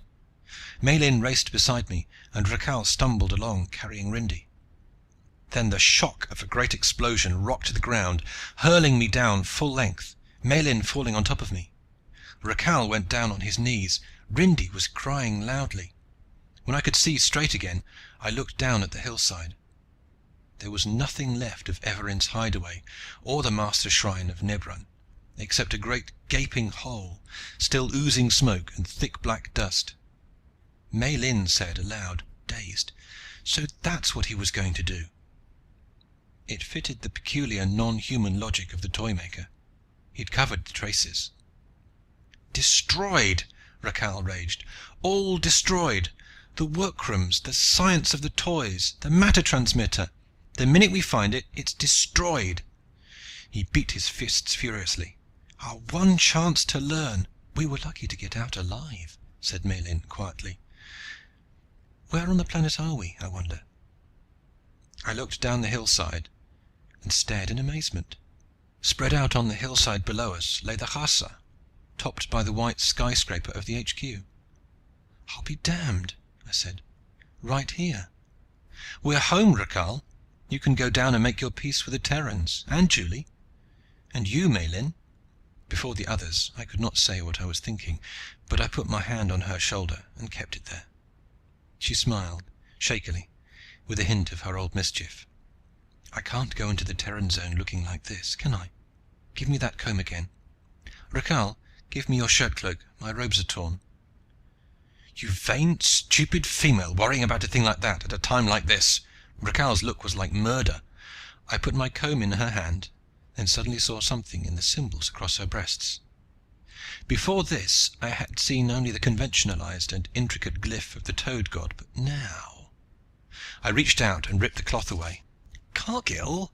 she protested angrily, crimsoning, covering her bare breasts with both hands. "Is this the place? And before a child, too!"